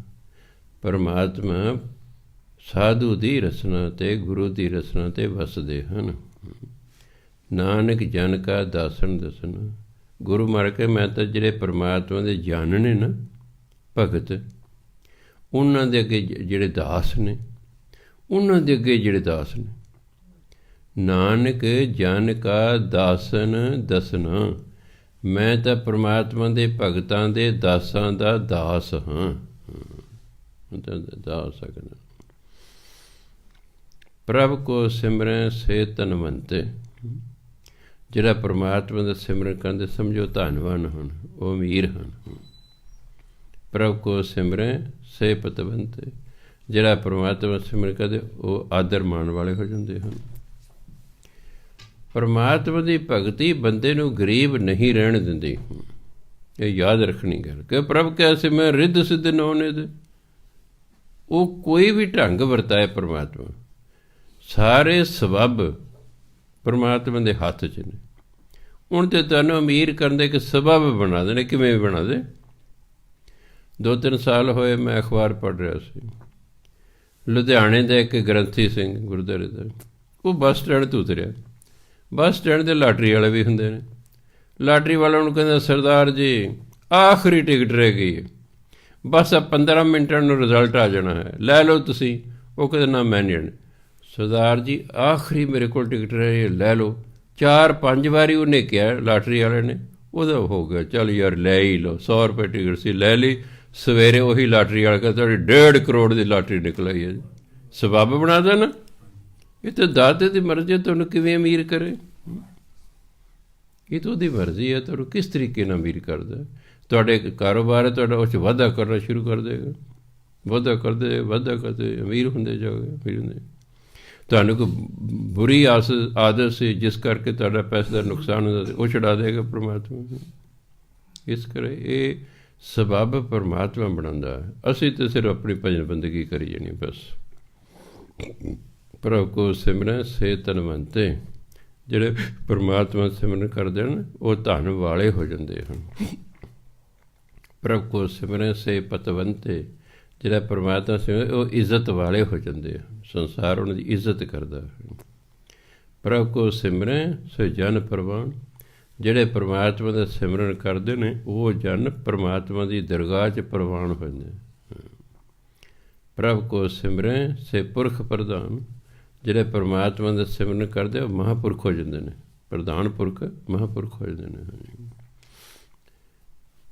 ਪ੍ਰਭ ਕੋ ਸਿਮਰੈ ਸੇ ਬੇਹ ਮੁਤਾਜੇ, ਹੁਣ ਤਾਂ ਅਸੀਂ ਧਿਰਤੇ ਦੇ ਮਸਾਜੀ ਕਰਦੇ ਫਿਰਦੇ ਹਾਂ, ਉਹ ਯਾਰ ਤੂੰ ਆਹ ਦੇ ਦੇ ਮੈਨੂੰ, ਆਹ ਮੇਰੀ ਸਹਾਇਤਾ ਕਰ ਦੇ, ਐਂ ਕਰ ਦੇ। ਉਹ ਬੇਮੁਹਤਾਜ ਹੋ ਜਾਂਦੇ ਨੇ, ਉਹਨਾਂ ਨੂੰ ਕਿਸੇ ਦੀ ਮੁਤਾਜੀ ਦੀ ਲੋੜ ਨਹੀਂ। ਮੈਨੂੰ ਯਾਦ ਹੈ ਮੈਂ ਸੰਤ ਸੁਖਦੇਵ ਸਿੰਘ ਜਲਾਰਾ ਸਾਹਿਬ ਵਾਲੇ ਕੋਲ ਬੈਠੇ ਜਦੋਂ ਜਿਉਂਦੇ ਸਨ, ਨਾਭੇ ਦੇ ਜਿਹੜਾ ਮਿਨਿਸਟਰ ਸੀ, ਉਦੋਂ ਅਕਾਲੀ ਦੀ ਮਿਨਿਸਟਰੀ ਆ ਗਈ, ਉਹ ਆਇਆ ਉਹਨਾਂ ਕੋਲ, ਕਹਿੰਦਾ ਮਹਾਰਾਜ ਜੀ ਕੋਈ ਸੇਵਾ ਦੱਸੋ, ਤੁਹਾਡੀ ਕਿਰਪਾ ਮੈਨੂੰ ਮਿਨਿਸਟਰੀ ਮਿਲ ਗਈ, ਸੇਵਾ ਦੱਸੋ। ਕਹਿੰਦੇ ਫਿਰ ਰੋਟੀਆਂ ਦੇ ਪੁਲ ਤੋਂ ਲੈ ਕੇ ਸਾਡੇ ਡੇਰੇ ਤੱਕ ਪੱਕੀ ਸੜਕ ਬਣਾ ਦੇ। ਮੈਂ ਹਰ ਐਤਵਾਰ ਉਹਨਾਂ ਨੂੰ ਮਿਲਣ ਜਾਇਆ, ਕਦੇ ਅਗਲੇ ਐਤਵਾਰ ਗਿਆ, ਮਸ਼ੀਨਾਂ ਲੱਗੀਆਂ, ਧੜ ਸੜਕਾਂ ਬਣ ਰਹੀਆਂ ਨੇ। ਉਹਨਾਂ ਨੂੰ ਨਹੀਂ ਮਸਾਜੀ ਕਰਨੀ ਪੈਂਦੀ ਵੀ ਹਾਂ ਯਾਰ ਆ ਮੇਰੀ ਯਾਰ ਸੜਕ ਬਣਾ ਦੇ, ਉਹ ਤੂੰ ਬਣਾਈ ਨਹੀਂ ਪਾਈ ਅਜੇ ਤੱਕ, ਮੇਰੀ ਸੜਕ ਬਣਾ ਦੇ ਨਾ। ਅਗਲੇ ਆਪ ਕਹਿੰਦੇ ਬੋਲੇ ਸੇਵਾ ਦੱਸੋ ਜੀ। ਸਿਮਰਨ ਕਰਨ ਵਾਲੇ ਫਿਰ ਬੇਮੁਹਤਾਜ ਹੋ ਜਾਂਦੇ, ਉਹਨਾਂ ਨੂੰ ਕਿਸੇ ਦੀ ਮੁਹਤਾਜੀ ਦੀ ਲੋੜ ਨਹੀਂ। ਪ੍ਰਭ ਕੋ ਸਿਮਰੈ ਸੇ ਸਰਬ ਕੇ ਰਾਜੇ, ਉਹ ਤਾਂ ਸਾਰਿਆਂ ਦੇ ਰਾਜੇ ਦੇ ਨੇ, ਜਿਵੇਂ ਰਾਜੇ ਦੇ ਲੋਕ ਆਦਰ ਮਾਣ ਸਤਿਕਾਰ ਕਰਦੇ ਨੇ, ਇਸ ਤਰ੍ਹਾਂ ਜਿਹੜਾ ਹੈ ਫਿਰ ਲੋਕ ਉਹਨਾਂ ਦਾ ਸਤਿਕਾਰ ਕਰਦੇ ਨੇ, ਉਹ ਦਿਲਾਂ ਦੇ ਰਾਜੇ ਹੁੰਦੇ ਨੇ। ਪ੍ਰਭ ਕੋ ਸਿਮਰੈ ਸੇ ਸੁਖ ਵਾਸੀ, ਜਿਹੜੇ ਪਰਮਾਤਮਾ ਸਿਮਰਨ ਕਰਦੇ ਸੁਖ ਨਾਲ ਵਸਦੇ ਨੇ, ਉਹ ਸੁਖੀ ਵਸਦੇ ਨੇ। ਪ੍ਰਭ ਕੋ ਸਿਮਰੈ ਸਦਾ ਅਬਿਨਾਸੀ, ਜਿਹੜੇ ਪਰਮਾਤਮਾ ਦਾ ਸਿਮਰਨ ਕਰਦੇ ਸਦਾ ਹੀ ਅਬਿਨਾਸ਼ੀ ਹੋ ਜਾਂਦੇ ਨੇ, ਭਾਵ ਜੰਮਣ ਮਰਨ ਤੋਂ ਰਹਿਤ ਹੋ ਜਾਂਦੇ ਨੇ। ਜੰਮਣ ਮਰਨੇ ਉਹਨਾਂ ਦਾ ਖਤਮ ਹੋ ਜਾਂਦਾ ਬਸ। ਸਿਮਰਨ ਤੇ ਲਾਗੇ ਜਿਨ ਆਪ ਦਇਆਲਾ, ਪਰ ਸਿਮਰਨ ਵੀ ਉਹੀ ਕਰਨ ਲੱਗਦੇ ਨੇ ਜਿਸ 'ਤੇ ਪਰਮਾਤਮਾ ਦਿਆਲੂ ਹੁੰਦਾ। ਮੈਂ ਕਈ ਵਾਰੀ ਬੜਾ ਹੈਰਾਨ ਹੁੰਦਾ, ਪਹਿਲਾਂ ਕਹੀ ਗਏ ਆਹ ਹੁੰਦਾ ਆਹ ਹੁੰਦਾ ਆਹ ਹੁੰਦਾ, ਫਿਰ ਕਹਿੰਦੇ ਵੀ ਇਹ ਤਾਂ ਹੁੰਦਾ ਉਹ ਕਰਵਾਉਂਦਾ। ਹਾਂਜੀ, ਵੀ ਕਿਤੇ ਮਨੁੱਖ ਦੇ ਅੰਦਰ ਹਉਮੈ ਨਾ ਪੈਦਾ ਹੋ ਜਾਏ। ਇਸ ਲਈ ਇਸ ਕਰਕੇ ਅਖੀਰਲੇ ਲਾਈਨਾਂ ਤੁਸੀਂ ਕਦੇ ਵੀ ਨੋਟ ਕਰਿਆ ਕਰੋ। ਪਹਿਲਾਂ ਕਿਹਾ ਸੀ ਬਈ ਪਰਮਾਤਮਾ ਜਿਸ ਤੋਂ ਸਿਮਰਨ ਕਰਾਉਂਦਾ ਉਹੀ ਸਿਮਰਨ ਕਰਦਾ ਹੈ, ਉਹ ਜਿਸ 'ਤੇ ਕਿਰਪਾਲੂ ਹੁੰਦਾ ਜੀ ਉਹ ਸਿਮਰਨ ਕਰਦਾ, ਵੀ ਤਾਂ ਜੋ ਕਿਤੇ ਮਨੁੱਖ ਦੇ ਅੰਦਰ ਹਉਮੈ ਨਾ ਪੈਦਾ ਹੋ ਜਾਏ ਕਿ ਹਾਂ ਇਹ ਤਾਂ ਮੈਂ ਕਰਦਾ ਹਾਂ ਜੀ, ਉਹ ਕਰਵਾਉਂਦਾ, ਉਹ ਕਰਵਾਉਂਦਾ। ਸਿਮਰਨ ਤੇ ਲਾਗੇ ਜਿਨ ਆਪ ਦਇਆਲਾ, ਸਿਮਰਨ ਕਰਨ ਵੀ ਉਹ ਲੱਗੇ ਜਿਨ੍ਹਾਂ 'ਤੇ ਪਰਮਾਤਮਾ ਆਪ ਦਿਆਲੂ ਹੁੰਦਾ ਹੈ। ਨਾਨਕ ਜਨ ਕੀ ਮੰਗੈ ਰਵਾਲਾ। ਅਤੇ ਗੁਰੂ ਵਰਗੇ ਇਹੋ ਜਿਹੇ ਜਨ ਦੀ ਮੈਂ ਚਰਨ ਧੂੜ ਮੰਗਦਾ। ਰਵਾਲਾ ਹੁੰਦੇ ਰਵਾਲ, ਹਿੰਦੀ ਦਾ ਸ਼ਬਦ ਹੈ ਚਰਨ ਧੂੜ। ਮੈਂ ਕਹਿੰਦੇ ਇਹੋ ਜਿਹੇ ਜਨਾਂ ਦੀ ਚਰਨ ਧੂੜ ਮੰਗਦਾ ਹਾਂ। ਕਿਹਨਾਂ ਦੀ? ਜਿਨ੍ਹਾਂ 'ਤੇ ਪਰਮਾਤਮਾ ਦਿਆਲੂ ਹੈ, ਜਿਹੜੇ ਸਿਮਰਨ ਕਰਦੇ ਹਨ। ਪ੍ਰਭ ਕੋ ਸਿਮਰੈ ਸੇ ਪਰਉਪਕਾਰੀ। ਜਿਹੜੇ ਪਰਮਾਤਮਾ ਸਿਮਰਨ ਕਰਦੇ ਨੇ ਉਹ ਪਰਉਪਕਾਰ ਵੀ ਕਰਦੇ ਨੇ। ਲੋਕਾਂ ਦੇ ਭਲੇ ਲਈ ਕੰਮ ਕਰਦੇ, ਕਿਤੇ ਬੁਰੇ ਲਈ ਨਹੀਂ ਕਰਦੇ, ਭਲਾ ਕਰਦੇ ਨੇ। ਪ੍ਰਭ ਕੋ ਸਿਮਰੈ ਤਿਨ ਸਦ ਬਲਿਹਾਰੀ। ਜਿਹੜੇ ਪਰਮਾਤਮਾ ਦਾ ਸਿਮਰਨ ਕਰ, ਮੈਂ ਕਹਿੰਦਾ ਉਹਨਾਂ ਦਾ ਸਦਾ ਹੀ ਬਲਿਹਾਰ ਜਾਣਾ। ਮੈਂ ਬਲਿਹਾਰ ਜਾਣਾ ਵੀ ਵਾਹ ਭਾਈ ਵਾਹ, ਭੋਗਾਂ ਵਾਲੇ ਤੁਸੀਂ ਸਿਮਰਨ ਕਰਦੇ ਹੋ, ਮੈਂ ਤਾਂ ਬਲਿਹਾਰ ਕਰ ਜਾਣਾ। ਪ੍ਰਭ ਕੋ ਸਿਮਰੈ ਸੇ ਮੁਖ ਸੁਹਾਵੇ। ਜਿਹੜੇ ਪਰਮਾਤਮਾ ਦਾ ਸਿਮਰਨ ਕਰਨ ਉਹ ਸੋਹਣੇ ਮੂੰਹ ਵਾਲੇ ਹੁੰਦੇ ਹਨ, ਭਾਵ ਲੋਕ ਉਹਨਾਂ ਦੇ ਦਰਸ਼ਨ ਕਰਕੇ ਖੁਸ਼ ਹੁੰਦੇ ਨੇ। ਸਾਧੂਆਂ ਦੇ ਦਰਸ਼ਨ ਅਸੀਂ ਇਸ ਲਈ ਨਹੀਂ ਕਰਨ ਦਿੰਦੇ ਕਿ ਗੋਰਾ ਹੈ ਜੀ ਜਾਂ ਬੜੀ ਤਕੜੀ ਪਰਸਨੈਲਿਟੀ ਹੈ, ਨਾ। ਉਹਨਾਂ ਦੇ ਦਰਸ਼ਨ ਕਰਨ ਦਾ ਹੀ ਲਾਭ ਹੁੰਦਾ ਹੈ। ਉਹਨਾਂ ਦੇ ਮੁੱਖ ਸੁਭਾਅ ਬਣੇ ਹੁੰਦੇ ਨੇ। ਜੀ ਕਰਦਾ ਸਾਧੂ ਦੇ ਦਰਸ਼ਨ ਕਰਦੇ ਰਹੀਏ, ਕਿਉਂ? ਉਹਨਾਂ ਨੇ ਸਿਮਰਨ ਕੀਤਾ ਹੁੰਦਾ ਹੈ। ਸੋ ਅਸੀਂ ਜਦੋਂ ਕਿਸੇ ਸਾਧੂ ਨੂੰ ਮਿਲ ਜਾਂਦੇ ਹਾਂ, ਕੋਈ ਉਹਦੀ ਜਾਤ ਪਾਤ ਨਹੀਂ ਵੇਖਦੇ, ਉਹਦਾ ਰੰਗ ਰੂਪ ਨਹੀਂ ਵੇਖਦੇ, ਉਹਦੇ ਅੰਦਰ ਜੋ ਗੁਣ ਹੈ ਉਹਨਾਂ ਕਾਰਨ ਅਸੀਂ ਜਾਂਦੇ ਹਾਂ। ਆ ਬਦੋਸ਼ੀ ਵਾਲੇ ਮਹਾਂਪੁਰਖ ਹੋਏ, ਅਲਫ ਨੰਗੇ ਰਹਿੰਦੇ ਸੀ, ਰਾਜੇ ਮਹਾਰਾਜੇ ਮਿਲਣ ਆਉਂਦੇ ਸੀ, ਨਾਲੇ ਗਾਲਾਂ ਕੱਢਦੇ ਸੀ। ਉਹਨਾਂ ਦੀ ਆਦਤ ਸੀ ਜਿਹੜਾ ਮਿਲਣ ਜਾਣਾ ਨਾਲੇ ਡੰਡਾ ਵੀ ਮਾਰਨਾ, ਨਾਲੇ ਗਾਲਾਂ ਵੀ ਕੱਢਣਾ। ਆ ਗਿਆ ਇੱਥੇ ਮੇਰੇ ਕੋਲ ਮੂੰਹ ਚੱਕਿਆ, ਇਹ ਹੈ ਉਹ ਹੈ, ਬੋਲੀ ਜਾਂਦੇ ਸਨ ਅਗਲੇ। ਉਹਨਾਂ ਨੂੰ ਜਾਂਦੇ ਸਨ ਕਿ ਜਿਹੜੇ ਜਿਸ ਬੰਦੇ ਦਾ ਕੋਈ ਸਵਾਰਥ ਹੈ, ਜਿੱਥੋਂ ਪੂਰਾ ਹੁੰਦਾ ਉਹਨੇ ਉੱਥੇ ਜਾਣਾ ਹੀ ਜਾਣਾ। ਆਪਾਂ ਗੁਰਦੁਆਰੇ ਐਵੇਂ ਨਹੀਂ ਜਾਂਦੇ, ਸਾਡਾ ਕੋਈ ਸਵਾਰਥ ਹੈ ਤਾਂ ਜਾਂਦੇ, ਨਹੀਂ ਤਾਂ ਕੌਣ ਜਾਂਦਾ? ਕਿਸੇ ਨੂੰ ਮਿਲਣ ਜਾਂਦੇ ਤਾਂ ਵੀ ਉਹਦੇ ਮਗਰ ਸਵਾਰਥ ਹੁੰਦਾ, ਗੁਰਦੁਆਰੇ ਜਾਂਦੇ ਤਾਂ ਵੀ ਸਾਡਾ ਸਵਾਰਥ ਹੈ, ਸਾਧੂ ਨੂੰ ਮਿਲ ਜਾਣਾ ਤਾਂ ਵੀ ਸਾਡਾ ਸਵਾਰਥ ਹੁੰਦਾ। ਅਤੇ ਜੇ ਨਾ ਸਵਾਰਥ ਹੋਵੇ ਨਾ ਤਾਂ ਸਾਧੂ ਵੈਸੇ ਬਖਸ਼ਿਸ਼ ਕਰ ਦਿੰਦੇ, ਕੁਛ ਨਾ ਮੰਗੋ ਤੁਸੀਂ। ਮੈਂ ਸੰਤ ਸੁਖਦੇਵ ਸਿੰਘ ਜੀ 92 ਤੋਂ ਲੈ ਕੇ 2003 'ਚ ਉਹਨਾਂ ਸਰੀਰ ਤਿਆਗਿਆ। 11 ਸਾਲ ਉਹਨਾਂ ਕੋਲ ਜਾਂਦਾ ਰਿਹਾ। ਮੈਂ ਇੱਕ ਵਾਰ ਵੀ ਉਹਨਾਂ ਤੋਂ ਕੁਛ ਨਹੀਂ ਮੰਗਿਆ, ਸਗੋਂ ਮੈਂ ਸੰਗਤ ਨੂੰ ਲੈ ਜਾ ਕਦੇ ਜਿਹਨਾਂ ਦੇ ਬੱਚੇ ਬੁੱਚੇ ਨਹੀਂ ਸਨ ਹੁੰਦੇ। 4-5 ਸਾਲ ਰਜਾਈ ਗਿਆ ਮੈਂ ਜੀ। ਕੁਦਰਤੀ ਕੋਲ ਇੱਕ ਬੈਠਾ ਸੀ, ਕਹਿੰਦੇ ਮਹਾਂਪੁਰਖੋ ਇਹ ਜੈਮਲ ਸਿੰਘ ਦਾ ਆਪਣਾ ਹੀ ਬੱਚਾ ਹੈ ਨਹੀਂ, ਇਹ ਲੋਕਾਂ ਨੂੰ ਲਈ ਆਉਂਦਾ ਇੱਥੇ। ਮੈਨੂੰ ਕਹਿੰਦੇ ਭਾਈ ਤੂੰ ਦੱਸਿਆ ਨਹੀਂ ਸਾਨੂੰ। ਮੈਂ ਨਾ ਜੀ ਸਾਡੇ 'ਤੇ ਕੋਈ ਇੱਛਾ ਨਹੀਂ। ਕਹਿੰਦੇ ਨਹੀਂ ਨਹੀਂ ਬੀਬੀਆਂ ਨੂੰ ਹੁੰਦੀ ਹੈ, ਕੱਲ੍ਹ ਨੂੰ ਬੀਬੀ ਲੈ ਕੇ ਆ। ਜਾਣਦੇ ਤਾਂ ਸਨ, ਸਤਿਕਾਰ ਕਰਦੇ ਸੁਣੋ। ਐਤਵਾਰ ਹਰ ਐਤਵਾਰ ਨੂੰ ਜਾਂਦਾ ਸੀ ਮੈਂ, ਅਸੀਂ ਦੋਨੋਂ ਚਲੇ ਗਏ। ਹਾਂ ਭਾਈ ਕੀ ਸੋਚਿਆ? ਮੈਨੂੰ ਪਤਾ ਲੱਗ ਤੇਰੇ ਘਰ ਬੱਚਾ ਨਹੀਂ ਹੈ, ਤੁਹਾਨੂੰ ਕੋਈ ਬੱਚਾ ਦੇ ਦੇਈਏ। ਮਿਸਿਸ ਕਹਿੰਦੇ ਨਾ ਜੀ ਸਾਨੂੰ ਨਹੀਂ ਚਾਹੀਦਾ। ਨਹੀਂ ਭਾਈ ਹੁੰਦਾ ਹੀ ਹੈ, ਜੋ ਵਿਆਹ ਕਰਾ ਲਿਆ ਫਿਰ ਬੱਚਾ ਤਾਂ ਹੋਣਾ ਚਾਹੀਦਾ ਨਾ। ਅਗਲੇ ਹਫ਼ਤੇ ਆਏ ਸੋਚ ਕੇ, ਅਸੀਂ ਅਗਲੇ ਹਫ਼ਤੇ ਚਲੇ ਗਏ। ਕੀ ਸੋਚਿਆ ਵੀ ਮੈਂ ਆਪੇ ਬੋਲੂਗੀ, ਹਾਂ ਨਹੀਂ ਤਾਂ ਕਹੇਗਾ ਭਾਈ ਤੂੰ ਬੋਲੀ ਨਾ। ਉਹ ਕਹਿੰਦੇ ਨਹੀਂ ਸਾਨੂੰ ਨਹੀਂ ਬੱਚਾ ਚਾਹੀਦਾ ਸੀ। ਮਾਂ ਫਿਰ ਕਹਿੰਦੇ ਨਹੀਂ ਭਾਈ ਜਦੋਂ ਵਿਆਹ ਕਰਾ ਲਿਆ ਫਿਰ ਬੱਚਾ ਤਾਂ ਚਾਹੀਦਾ ਨਾ, ਲੋਕ ਐਵੇਂ ਗੱਲਾਂ ਕਰਦੇ ਨੇ। ਅਗਲੇ ਹਫ਼ਤੇ ਆਇਆ ਸੋਚ ਕੇ, ਅਸੀਂ ਫਿਰ ਚਲੇ ਗਏ। ਫਿਰ ਅਸੀਂ ਇਹੀ ਕਹਿਤਾ, ਕਹਿੰਦੇ ਇੱਧਰ ਨੇੜੇ ਆਓ। ਅਸੀਂ ਨੇੜੇ ਬੈਠ ਗਏ, ਸਾਡੇ ਦੋਨਾਂ ਸਿਰ 'ਤੇ ਹੱਥ ਰੱਖਤਾ। ਕਹਿੰਦੇ ਬੱਚਿਆਂ ਵਾਲੇ ਰੋਣਗੇ, ਇਹ ਲੋਕਾਂ ਦੇ ਬੱਚੇ ਹੀ ਤੁਹਾਡੀ ਸੇਵਾ ਕਰਨਗੇ, ਤੁਹਾਨੂੰ ਕੋਈ ਫਿਕਰ ਕਰਨ ਦੀ ਜਾਓ ਆਨੰਦ ਮਾਣੋ, ਤੁਸੀਂ ਭਜਨ ਬੰਦਗੀ ਕਰੋ ਡਟ ਕੇ, ਤੁਹਾਡੀ ਸੇਵਾ ਕਰਨ ਵਾਲੇ ਆਪੇ ਆ ਜਾਣਗੇ। ਦੇਖੋ ਫਿਰ ਬੀਬੀ ਦੀ 3 ਸਾਲ ਕਿੰਨੀ ਸੰਗਤ ਨੇ ਸੇਵਾ ਕੀਤੀ। ਉਹਦੇ ਰਿਸ਼ਤੇਦਾਰ ਵੀ ਮੰਨ ਲੈਂਦੇ ਸਨ ਇਸ ਗੱਲ ਨੂੰ ਵੀ ਹਾਂ ਅਸੀਂ ਵੀ ਨਹੀਂ ਸੀ ਸੇਵਾ ਕਰਦੇ, ਇਹਨੇ ਜਿਹੜੀ ਕੀਤੀ ਹੈ। ਸੋ ਕੁਛ ਵੀ ਨਹੀਂ ਮੰਗਿਆ ਅਤੇ ਅਗਲੇ 4 ਵਾਰ ਕਹਿੰਦੇ ਭਾਈ ਮੰਗ ਲਓ, ਤੁਸੀਂ ਕੀ ਮੰਗਣਾ? ਬੱਚਾ ਚਾਹੀਦਾ, ਅਸੀਂ ਦੇਣ ਨੂੰ ਤਿਆਰ, ਅਸੀਂ ਗੁਰੂ ਨਾਨਕ ਤੋਂ ਲੈ ਕੇ ਦੇ ਦਾਂਗੇ। ਨਹੀਂ ਮੰਗਿਆ, ਬਖਸ਼ਿਸ਼ ਕਰਤੀ ਉਹਨਾਂ ਨੂੰ। ਐਂ ਹੀ ਮੈਂ ਇਹਨਾਂ ਕੋਲ ਸੰਤ ਸੀਤਲ ਸਿੰਘ 96 ਤੋਂ ਜਾਣ ਲੱਗਾ, 5 'ਚ ਉਹਨਾਂ ਸਰੀਰ ਤਿਆਗਿਆ। 9 ਸਾਲ ਇਹਨਾਂ ਕੋਲ ਮੈਂ ਇੱਕ ਵਾਰ ਨਹੀਂ ਕੁਛ ਮੰਗਿਆ ਸੰਤ ਸੀਤਲ ਸਿੰਘ ਤੋਂ। ਜਾਂਦਿਆਂ ਬਖਸ਼ ਕਰਕੇ ਜਾ ਕੇ ਤੈਨੂੰ ਵਰ ਦਿੱਤਾ, ਤੇਰੇ ਕੋਲ ਦੁਨੀਆ ਆਇਆ ਕਰੇਗੀ, ਤੂੰ ਪਾਠ ਦੇ ਨਾਲ ਨਾ ਬਾਣੀ ਨਾਲ ਉਹਨਾਂ ਦੇ ਦੁੱਖ ਦੂਰ ਕਰਨੇ ਨੇ। ਕੁਛ ਨਹੀਂ ਮੰਗਿਆ ਅਤੇ ਇੰਨਾ ਕੁਛ ਦੇ ਗਏ। ਜਿਹੜੇ ਵਿਚਾਰੇ ਸੇਵਾ ਕਰਦੇ ਰਹੇ ਕਈ ਸਾਲਾਂ ਤੱਕ, ਉਹ ਰਹਿ ਗਏ। ਅਤੇ ਸਾਡੇ ਜਿਹੜਾ ਕੋਈ ਮੰਗਿਆ ਨਹੀਂ, ਬਿਨ ਮੰਗੈ ਮੋਤੀ ਮਿਲੇ, ਮੰਗਿਆ ਮਿਲੇ ਨਾ ਭੀਖ ਕੇ ਵੀ ਰਿਹਾ ਹੁੰਦਾ। ਦਾਤੇ ਦੇ ਰੰਗ ਨੇ। ਭਜਨ ਬੰਦਗੀ ਕਰੀ ਜਾਓ, ਸਾਧੂ ਦੇ ਦਰਸ਼ਨ ਕਰਨ ਲਈ ਜਾਈ ਜਾਓ, ਆਪੇ ਸਾਧੂ ਕਿਰਪਾ ਕਰ ਦਿੰਦੇ ਨੇ। ਮੈਨੂੰ ਆਪਣੇ ਵੱਡੇ ਭਰਾ ਦੀ ਗੱਲ ਯਾਦ ਸੀ, ਅਨਪੜ੍ਹ ਸੀ ਭਾਵੇਂ ਉਹ, ਕਹਿੰਦਾ ਕੋਈ ਲੀਡਰ ਹੈ, ਤੁਸੀਂ ਉਹਦੇ ਕੋਲ ਜਾਓ, ਜਾ ਕੇ ਫਤਿਹ ਬੁਲਾਓ, ਬੈਠ ਜਾਓ, ਅੱਧਾ ਘੰਟਾ ਬੈਠੇ ਰਹੋ, ਕੁਛ ਨਾ ਕਹੋ, ਉੱਠਿਓ, ਮਹੀਨਾ 2 ਮਹੀਨੇ ਜਾਈ ਜਾਓ। ਉਹ ਇੱਕ ਦਿਨ ਪੁੱਛੇਗਾ, ਭਾਈ ਤੂੰ ਰੋਜ਼ ਆਉਣਾ, ਬੋਲ ਕੀ ਕੰਮ ਆਉਣਾ, ਉਹਦੇ ਦੱਸ ਲਓ। ਕਹਿੰਦੇ ਗੁਰੂ ਦੇ ਜਾਈ ਜਾਓ, ਜਾਈ ਜਾਓ, ਜਾਈ ਜਾਓ, ਕੁਛ ਨਾ ਮੰਗੋ, ਬੈਠੋ, ਕੀਰਤਨ ਕੀਰਤਨ ਸੁਣੋ, ਕਥਾ ਕਥਾ ਸੁਣੋ, ਉੱਠ ਕੇ ਆ ਜਾਓ, ਕੁਛ ਨਾ ਮੰਗੋ। ਗੁਰੂ ਤੁਹਾਨੂੰ ਪੁੱਛੇਗਾ ਤੁਹਾਨੂੰ ਕੀ ਚਾਹੀਦਾ, ਇਹ ਤੁਹਾਨੂੰ ਨਹੀਂ ਪਤਾ ਲੱਗਣਾ। ਗੁਰੂ ਮਹਾਰਾਜ ਜਾਣੀ ਜਾਣ ਨੇ ਵੀ ਜਿਹੜਾ ਆਉਂਦਾ ਨਾ ਰੋਜ਼, ਇਹਦੀ ਆਹ ਭਾਵਨਾ ਕਿ ਤੁਹਾਡੀ ਵੈਸੇ ਪੂਰੀ ਕਰ ਦੇਗਾ। ਜਾਈ ਜਾਓ, ਬਸ ਕੁਛ ਵੀ ਨਾ ਮੰਗੋ। ਬਿਨ ਬੋਲਿਆ ਸਭ ਕੁਝ ਜਾਣਦਾ, ਉਹਨੂੰ ਸਭ ਪਤਾ ਹੈ, ਇੱਛਾ ਦਾ ਪਤਾ ਹੈ ਵੀ ਇਸ ਵੇਲੇ ਦੇ ਮਨ 'ਚ ਕੀ ਚੱਲ ਰਿਹਾ ਹੈ। ਸੋ ਕੋਈ ਜ਼ਰੂਰੀ ਨਹੀਂ ਮੰਗਣਾ, ਸਗੋਂ ਗੁਰੂ ਮਹਾਰਾਜ ਫਿਰ ਖੁਸ਼ ਹੋ ਕੇ ਜੋ ਦੇਣਗੇ ਉਹ ਸਾਡੇ ਲਈ ਬੜਾ ਲਾਭਦਾਇਕ ਹੋਵੇਗਾ। ਅਸੀਂ ਮੰਗਿਆ, ਸਾਨੂੰ ਨਹੀਂ ਪਤਾ ਜੋ ਅਸੀਂ ਮੰਗ ਰਹੇ ਹਾਂ ਬਾਅਦ 'ਚ ਸਾਡੇ ਲਈ ਲਾਭਦਾਇਕ ਹੈ ਕਿ ਨਹੀਂ ਹੈ, ਕੋਈ ਨਹੀਂ ਸਾਨੂੰ ਪਤਾ। ਉਹਨਾਂ ਨੂੰ ਤਾਂ ਪਤਾ ਹੈ, ਉਹਨੂੰ ਪਤਾ ਹੈ। ਇਸ ਲਈ ਉਹਨਾਂ ਸਾਨੂੰ ਉਹੀ ਕੁਛ ਦੇਣਾ ਜਿਹੜਾ ਫਿਰ ਸਾਡੇ ਲਈ ਲਾਭਦਾਇਕ ਹੋਏਗਾ। ਇਸ ਲਈ ਗੁਰੂ ਦੇ ਦਰ 'ਤੇ ਜਾਈ ਜਾਈਦਾ, ਮੱਥਾ ਟੇਕੋ, ਸਤਿਕਾਰ ਕਰੋ। ਗੁਰੂ ਮਹਾਰਾਜ ਪਾਠ ਹੋ ਰਿਹਾ, ਪਾਠ ਸੁਣੋ, ਗੁਰੂ ਮਹਾਰਾਜ ਬੋਲ ਰਹੇ ਨੇ, ਗੁਰੂ ਮਹਾਰਾਜ ਜੀ ਬੋਲ ਰਹੇ, ਸਿਰਫ ਪਾਠੀ ਦੇ ਮੂੰਹ ਰਾਹੀਂ ਬੋਲ ਰਹੇ ਹੁੰਦੇ ਨੇ। ਕੀਰਤਨ ਹੋਇਆ, ਕੀਰਤਨ ਸੁਣੋ, ਕਥਾ ਵਾਰਤਾ ਹੈ, ਕਥਾ ਵਾਰਤਾ ਸੁਣੋ, ਜਿੰਨਾ ਸਮਾਂ ਮਿਲੇ ਰੋਜ਼ ਸੁਣੋ, ਆਪੇ ਗੁਰੂ ਮਹਾਰਾਜ ਕਿਸੇ ਕਿਰਪਾ ਕਰ ਦੇਣਗੇ। ਇਸ ਲਈ ਗੁਰੂ ਮਹਾਰਾਜ ਕਹਿੰਦੇ ਹਾਂ,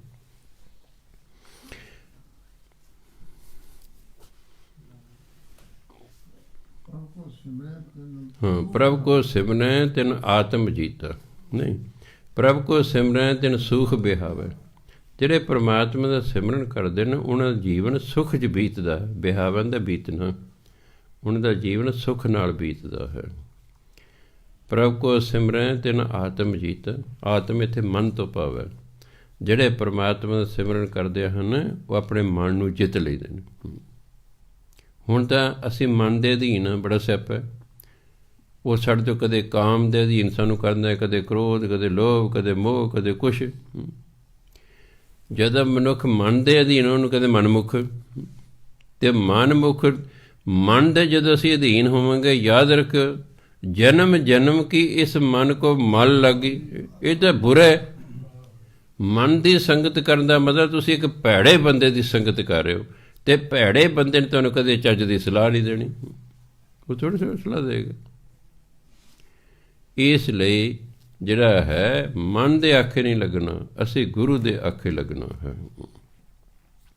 ਉਹ ਸਮਝੇ ਕਿ ਜਿਹੜਾ ਸਿਮਰਨ ਕਰ ਦਿੰਦਾ ਉਹ ਮਨ ਨੂੰ ਹੀ ਜਿੱਤ ਲੈਂਦਾ। ਅਤੇ ਗੁਰਬਾਣੀ ਮਨ ਜੀਤੈ ਜਗ ਜੀਤ, ਐਸੋ ਤੁਸੀਂ ਸੰਸਾਰ ਨੂੰ ਜਿੱਤ ਲਿਆ ਹੈ। ਮਨ ਜਿੱਤਣਾ ਹੀ ਸਭ ਤੋਂ ਔਖਾ ਹੈ।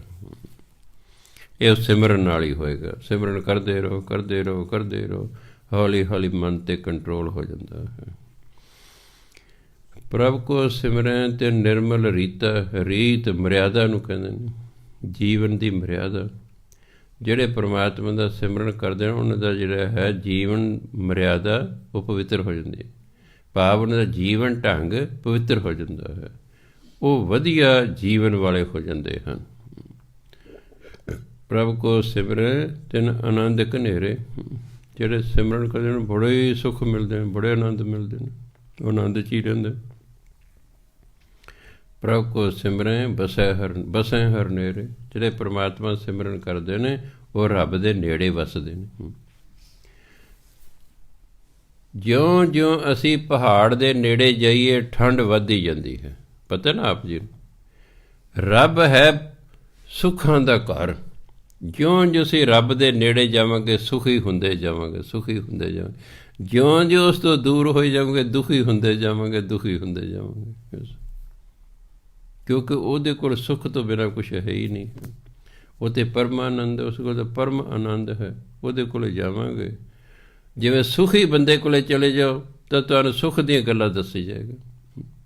ਦੁਖੀ ਕੋਲ ਚਲੇ ਜਾਓ ਆਪਣੇ ਰੋਣੇ ਧੋਣੇ 'ਚ ਰੋਈ ਜਾਵੇਗਾ, ਤੁਹਾਨੂੰ ਵੀ ਸਗੋਂ ਦੁਖੀ ਕਰ ਲਏਗਾ। ਹਸਪਤਾਲ 'ਚ ਜਾ ਕੇ ਤੁਸੀਂ ਹੱਸ ਨਹੀਂ ਸਕਦੇ, ਨਹੀਂ ਨਾ ਹੱਸ ਸਕਦੇ, ਅਤੇ ਪੈਲਸ 'ਚ ਜਾ ਕੇ ਤੁਸੀਂ ਰੋ ਨਹੀਂ ਸਕਦੇ। ਉੱਥੇ ਸਾਰੇ ਗਾ ਰਹੇ ਨੇ, ਨੱਚ ਟੱਪ ਰਹੇ ਨੇ, ਹਾਂ, ਉਦਾਸ ਮਨ ਵੀ ਖੁਸ਼ ਹੁੰਦਾ। ਅਤੇ ਹਸਪਤਾਲ ਦੇ ਤੁਸੀਂ ਹੱਸ ਨਹੀਂ ਸਕਦੇ, ਕਿਉਂਕਿ ਉਹ ਤਾਂ ਹਾਏ ਹਾਏ ਕਰ ਰਿਹਾ, ਕੋਈ ਆਪਣੇ ਦੁੱਖ ਦੱਸ ਰਿਹਾ ਹੈ, ਤੁਹਾਡਾ ਚਿਹਰਾ ਕੁਦਰਤੀ ਗੱਲ ਹੈ, ਗੰਭੀਰ ਹੋ ਜਾਏਗਾ। ਸੋ ਪਰਮਾਤਮਾ ਸੁੱਖ ਆਨੰਦ ਹੈ, ਉਹਦੇ ਕੋਲ ਸਭ ਕੁਛ ਹੈ। ਉਹਦਾ ਸਿਮਰਨ ਕਰਦੇ ਕਰਦਿਆਂ ਹੌਲੀ ਹੌਲੀ ਉਹਦੇ ਨੇੜੇ ਹੋ ਜਾਣਾ ਹੈ, ਬਸ ਫਿਰ ਮੌਜਾਂ ਹੀ ਮੌਜਾਂ ਨੇ। ਸਿਮਰਨ ਕਰਦੇ ਨੇੜੇ ਨੇੜੇ ਨੇੜੇ ਨੇੜੇ ਹੋ ਜਾਵਾਂਗੇ, ਇੱਕ ਦਿਨ ਉਹਦੇ ਨਾਲ ਮਿਲ ਜਾਵਾਂਗੇ। ਬਸ ਉਹਦੇ ਨਾਲ ਮਿਲਦਾ ਤੁਸੀਂ ਆਪ ਹੀ ਰੱਬ ਰੂਪ ਹੋ ਗਏ ਹੋ। ਸੋ ਤਾਂ ਕਹਿੰਦੇ ਪ੍ਰਭ ਕੋ ਸਿਮਰੈ ਬਸੈ ਹਰ ਨੇਰੇ, ਸੰਤ ਕਿਰਪਾ ਤੇ ਅਣ ਦਿਨ ਜਾਗ। ਸੰਤ ਭਾਵ ਗੁਰੂ, ਗੁਰੂ ਦੀ ਕਿਰਪਾ ਨਾਲ ਮਨੁੱਖ ਦਿਨ ਰਾਤ ਜਾਗਦਾ ਰਹਿੰਦਾ ਹੈ। ਕਿਤੇ ਜਾਗਣ ਦਾ ਮਤਲਬ ਸੌਂਦਾ ਹੀ ਨਹੀਂ ਹੈ, ਉਹ ਨਹੀਂ ਹੈਗਾ।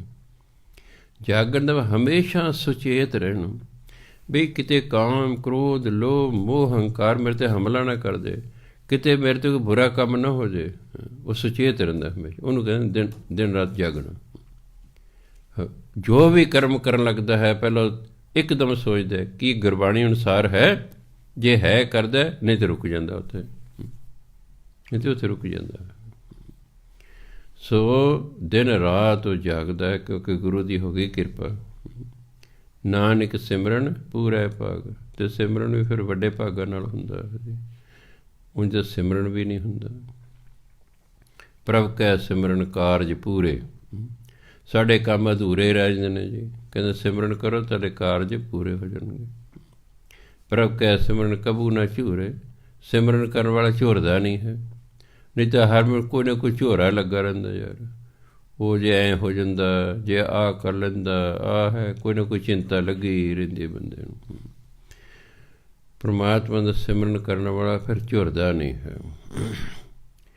ਪ੍ਰਭ ਕੈ ਸਿਮਰਨ ਹਰ ਗੁਣ ਬਾਣੀ, ਪਰਮਾਤਮਾ ਦਾ ਸਿਮਰਨ ਕਰਨ ਵਾਲਾ ਸਾਡੀ ਜਿਹੜੀ ਬੋਲ ਬਾਣੀ ਹਰੀ ਦੇ ਗੁਣ ਗਾਉਣ ਵਾਲੀ ਹੋ ਜਾਂਦੀ। ਅਸੀਂ ਹਰੀ ਦੇ ਗੁਣ ਗਾਉਂਦੇ ਰਹਿੰਦੇ ਹਾਂ, ਉਹਦੇ ਗੁਣ ਗਾਉਂਦੇ ਰਹਿੰਦੇ ਹਾਂ।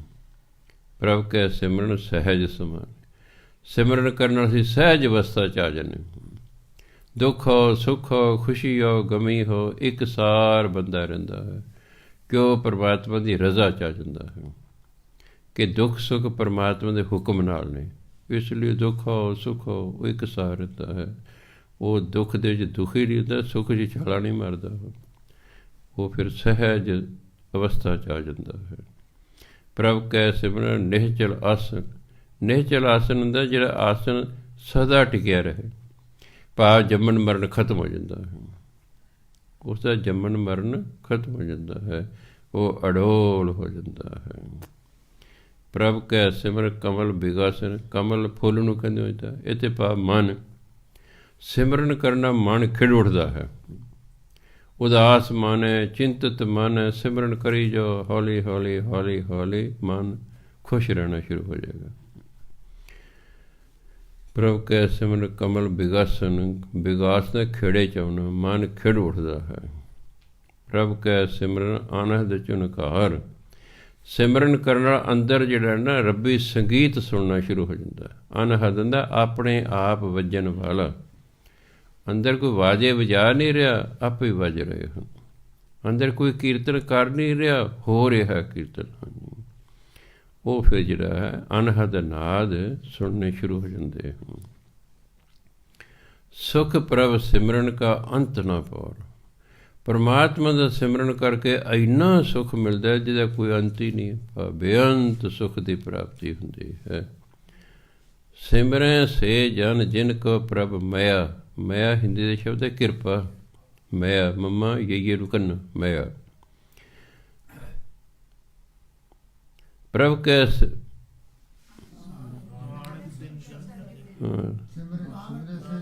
ਸਿਮਰੈ ਸੇ ਜਨ ਜਿਨ ਕੋ ਪ੍ਰਭ ਮਇਆ, ਉਹ ਵਿਅਕਤੀ ਸਿਮਰਨ ਕਰਦੇ ਜਿਨ੍ਹਾਂ 'ਤੇ ਪਰਮਾਤਮਾ ਦੀ ਕਿਰਪਾ ਹੁੰਦੀ ਹੈ। ਨਾਨਕ ਤਿੰਨ ਜਨ ਸ਼ਰਨੀ ਪਿਆ, ਗੁਰੂ ਮਹਾਰਾਜ ਕਹਿੰਦੇ ਮੈਂ ਉਹਨਾਂ ਦੀ ਸ਼ਰਨ 'ਚ ਆਇਆ, ਭਾਵ ਮੈਂ ਉਹਨਾਂ ਨੂੰ ਮੱਥੇ ਟੇਕਦਾ ਹਾਂ ਜਿਨ੍ਹਾਂ 'ਤੇ ਪਰਮਾਤਮਾ ਦੀ ਕਿਰਪਾ ਹੈ, ਜਿਹੜੇ ਸਿਮਰਨ ਕਰਦੇ ਹਨ। ਸੋ ਇਸ ਲਈ ਸਾਰੇ ਸੁਖ ਨਹੀਂ, ਉਂਝ ਤਾਂ ਸਾਰੀ ਬਾਣੀ 'ਚ ਸਿਮਰਨ ਦੀ ਮਹਿਮਾ ਦੱਸੀ ਹੋਈ ਹੈ, ਇਹ ਜਿਹੜੇ 2 ਅਸ਼ਟਪਦੀਆਂ 'ਚ ਤੇ ਖਾਸ ਕਰਕੇ ਸਿਮਰਨ ਦੀ ਮੈਂ ਦੱਸੀ ਵੀ ਕੀ ਲਾਭ ਨੇ ਸਿਮਰਨ ਦੇ। ਅਤੇ ਜੇ ਪਤਾ ਲੱਗੇ ਇੰਨੇ ਲਾਭ ਨੇ, ਫਿਰ ਸਾਡਾ ਫਰਜ਼ ਬਣਦਾ ਹੈ ਅਸੀਂ ਸਿਮਰਨ ਕਰੀਏ, ਉੱਠਦੇ ਬੈਠਦੇ ਤੁਰਦੇ, ਫਿਰ ਜਿੰਨਾ ਵੀ ਸਮਾਂ ਲੱਗੇ ਆਪਣਾ ਵਾਹਿਗੁਰੂ ਵਾਹਿਗੁਰੂ ਵਾਹਿਗੁਰੂ ਕਰਦੇ ਰਹੋ। ਹਾਂ, ਤੁਹਾਡੀ ਰੁਚੀ ਬਾਣੀ 'ਚ ਹੈ, ਬਾਣੀ ਪੜ੍ਹਦੇ ਰਹੋ। ਇਸ ਚੱਕਰ 'ਚ ਨਹੀਂ ਪੈਣਾ ਵੀ ਦੋਨਾਂ 'ਚ ਵੱਡਾ ਛੋਟਾ ਕੌਣ ਹੈ, ਨਾ, ਇਹ 'ਚ ਨਹੀਂ ਪੈਣਾ। ਜਿਹੜਾ ਸਿਮਰਨ ਕਰਦਾ ਕਹਿੰਦੇ ਪ੍ਰਭ ਕਾ ਸਿਮਰਨ ਸਭ ਤੇ ਉੱਚਾ, ਉਹ ਇਹ ਕਹੂਗਾ।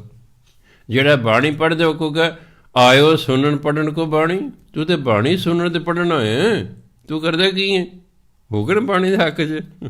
ਇਸ ਲਈ ਇਹ ਚੱਕਰ 'ਚ ਨਹੀਂ ਪੈਣਾ ਵੀ ਜਿਹੜਾ ਕਥਾ ਕਰੂਗਾ ਉਹ ਕਹਿ ਕੇ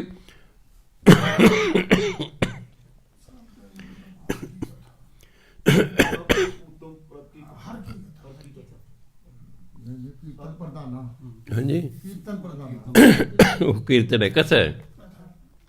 ਉਹਦਾ ਭਾਵ ਇਹ ਵੀ ਕਥਾ ਉਹੀ ਕਰਦਾ ਜਿਸ 'ਤੇ ਪਰਮਾਤਮਾ ਦੀ ਕਿਰਪਾ ਹੁੰਦੀ ਹੈ, ਉਹ ਦੂਜਾ ਕਥਾ ਨਹੀਂ ਕਰਦਾ ਹੈਗਾ।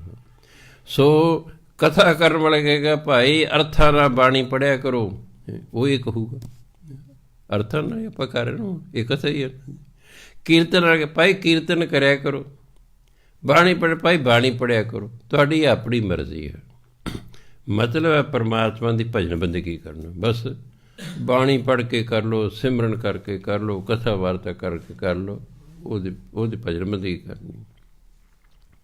ਲੇਖੇ ਤਾਂ ਪਊਗੀ ਜੇ ਇਹਦੇ ਬਦਲੇ ਅਸੀਂ ਕੁਛ ਨਹੀਂ ਮੰਗਾਂਗੇ, ਫਿਰ ਸਾਡਾ ਨਾਮ ਧਨ ਇਕੱਠਾ ਹੋ ਜਾਏਗਾ। ਨਾਮ ਧਨ 'ਚ ਇੰਨੀ ਤਾਕਤ ਹੈ ਕਿ ਉਹਨੇ ਤੁਹਾਡੇ ਕਾਰਜ ਵੈਸੇ ਹੀ ਰਸ ਕਰ ਦੇਣੇ, ਤੁਹਾਨੂੰ ਮੰਗਣ ਦੀ ਲੋੜ ਹੀ ਨਹੀਂ ਪੈਣੀ। ਬਾਣੀ ਪੜ੍ਹੀ ਕੁਛ ਨਾ ਉਹਦੇ ਬਦਲੇ ਮੰਗੋ, ਸਿਮਰਨ ਕੀਤੇ ਕੁਛ ਨਾ ਉਹਦੇ ਬਦਲੇ, ਉਹ ਜਮ੍ਹਾਂ ਹੋਈ ਜਾਏਗਾ ਤੁਹਾਡਾ।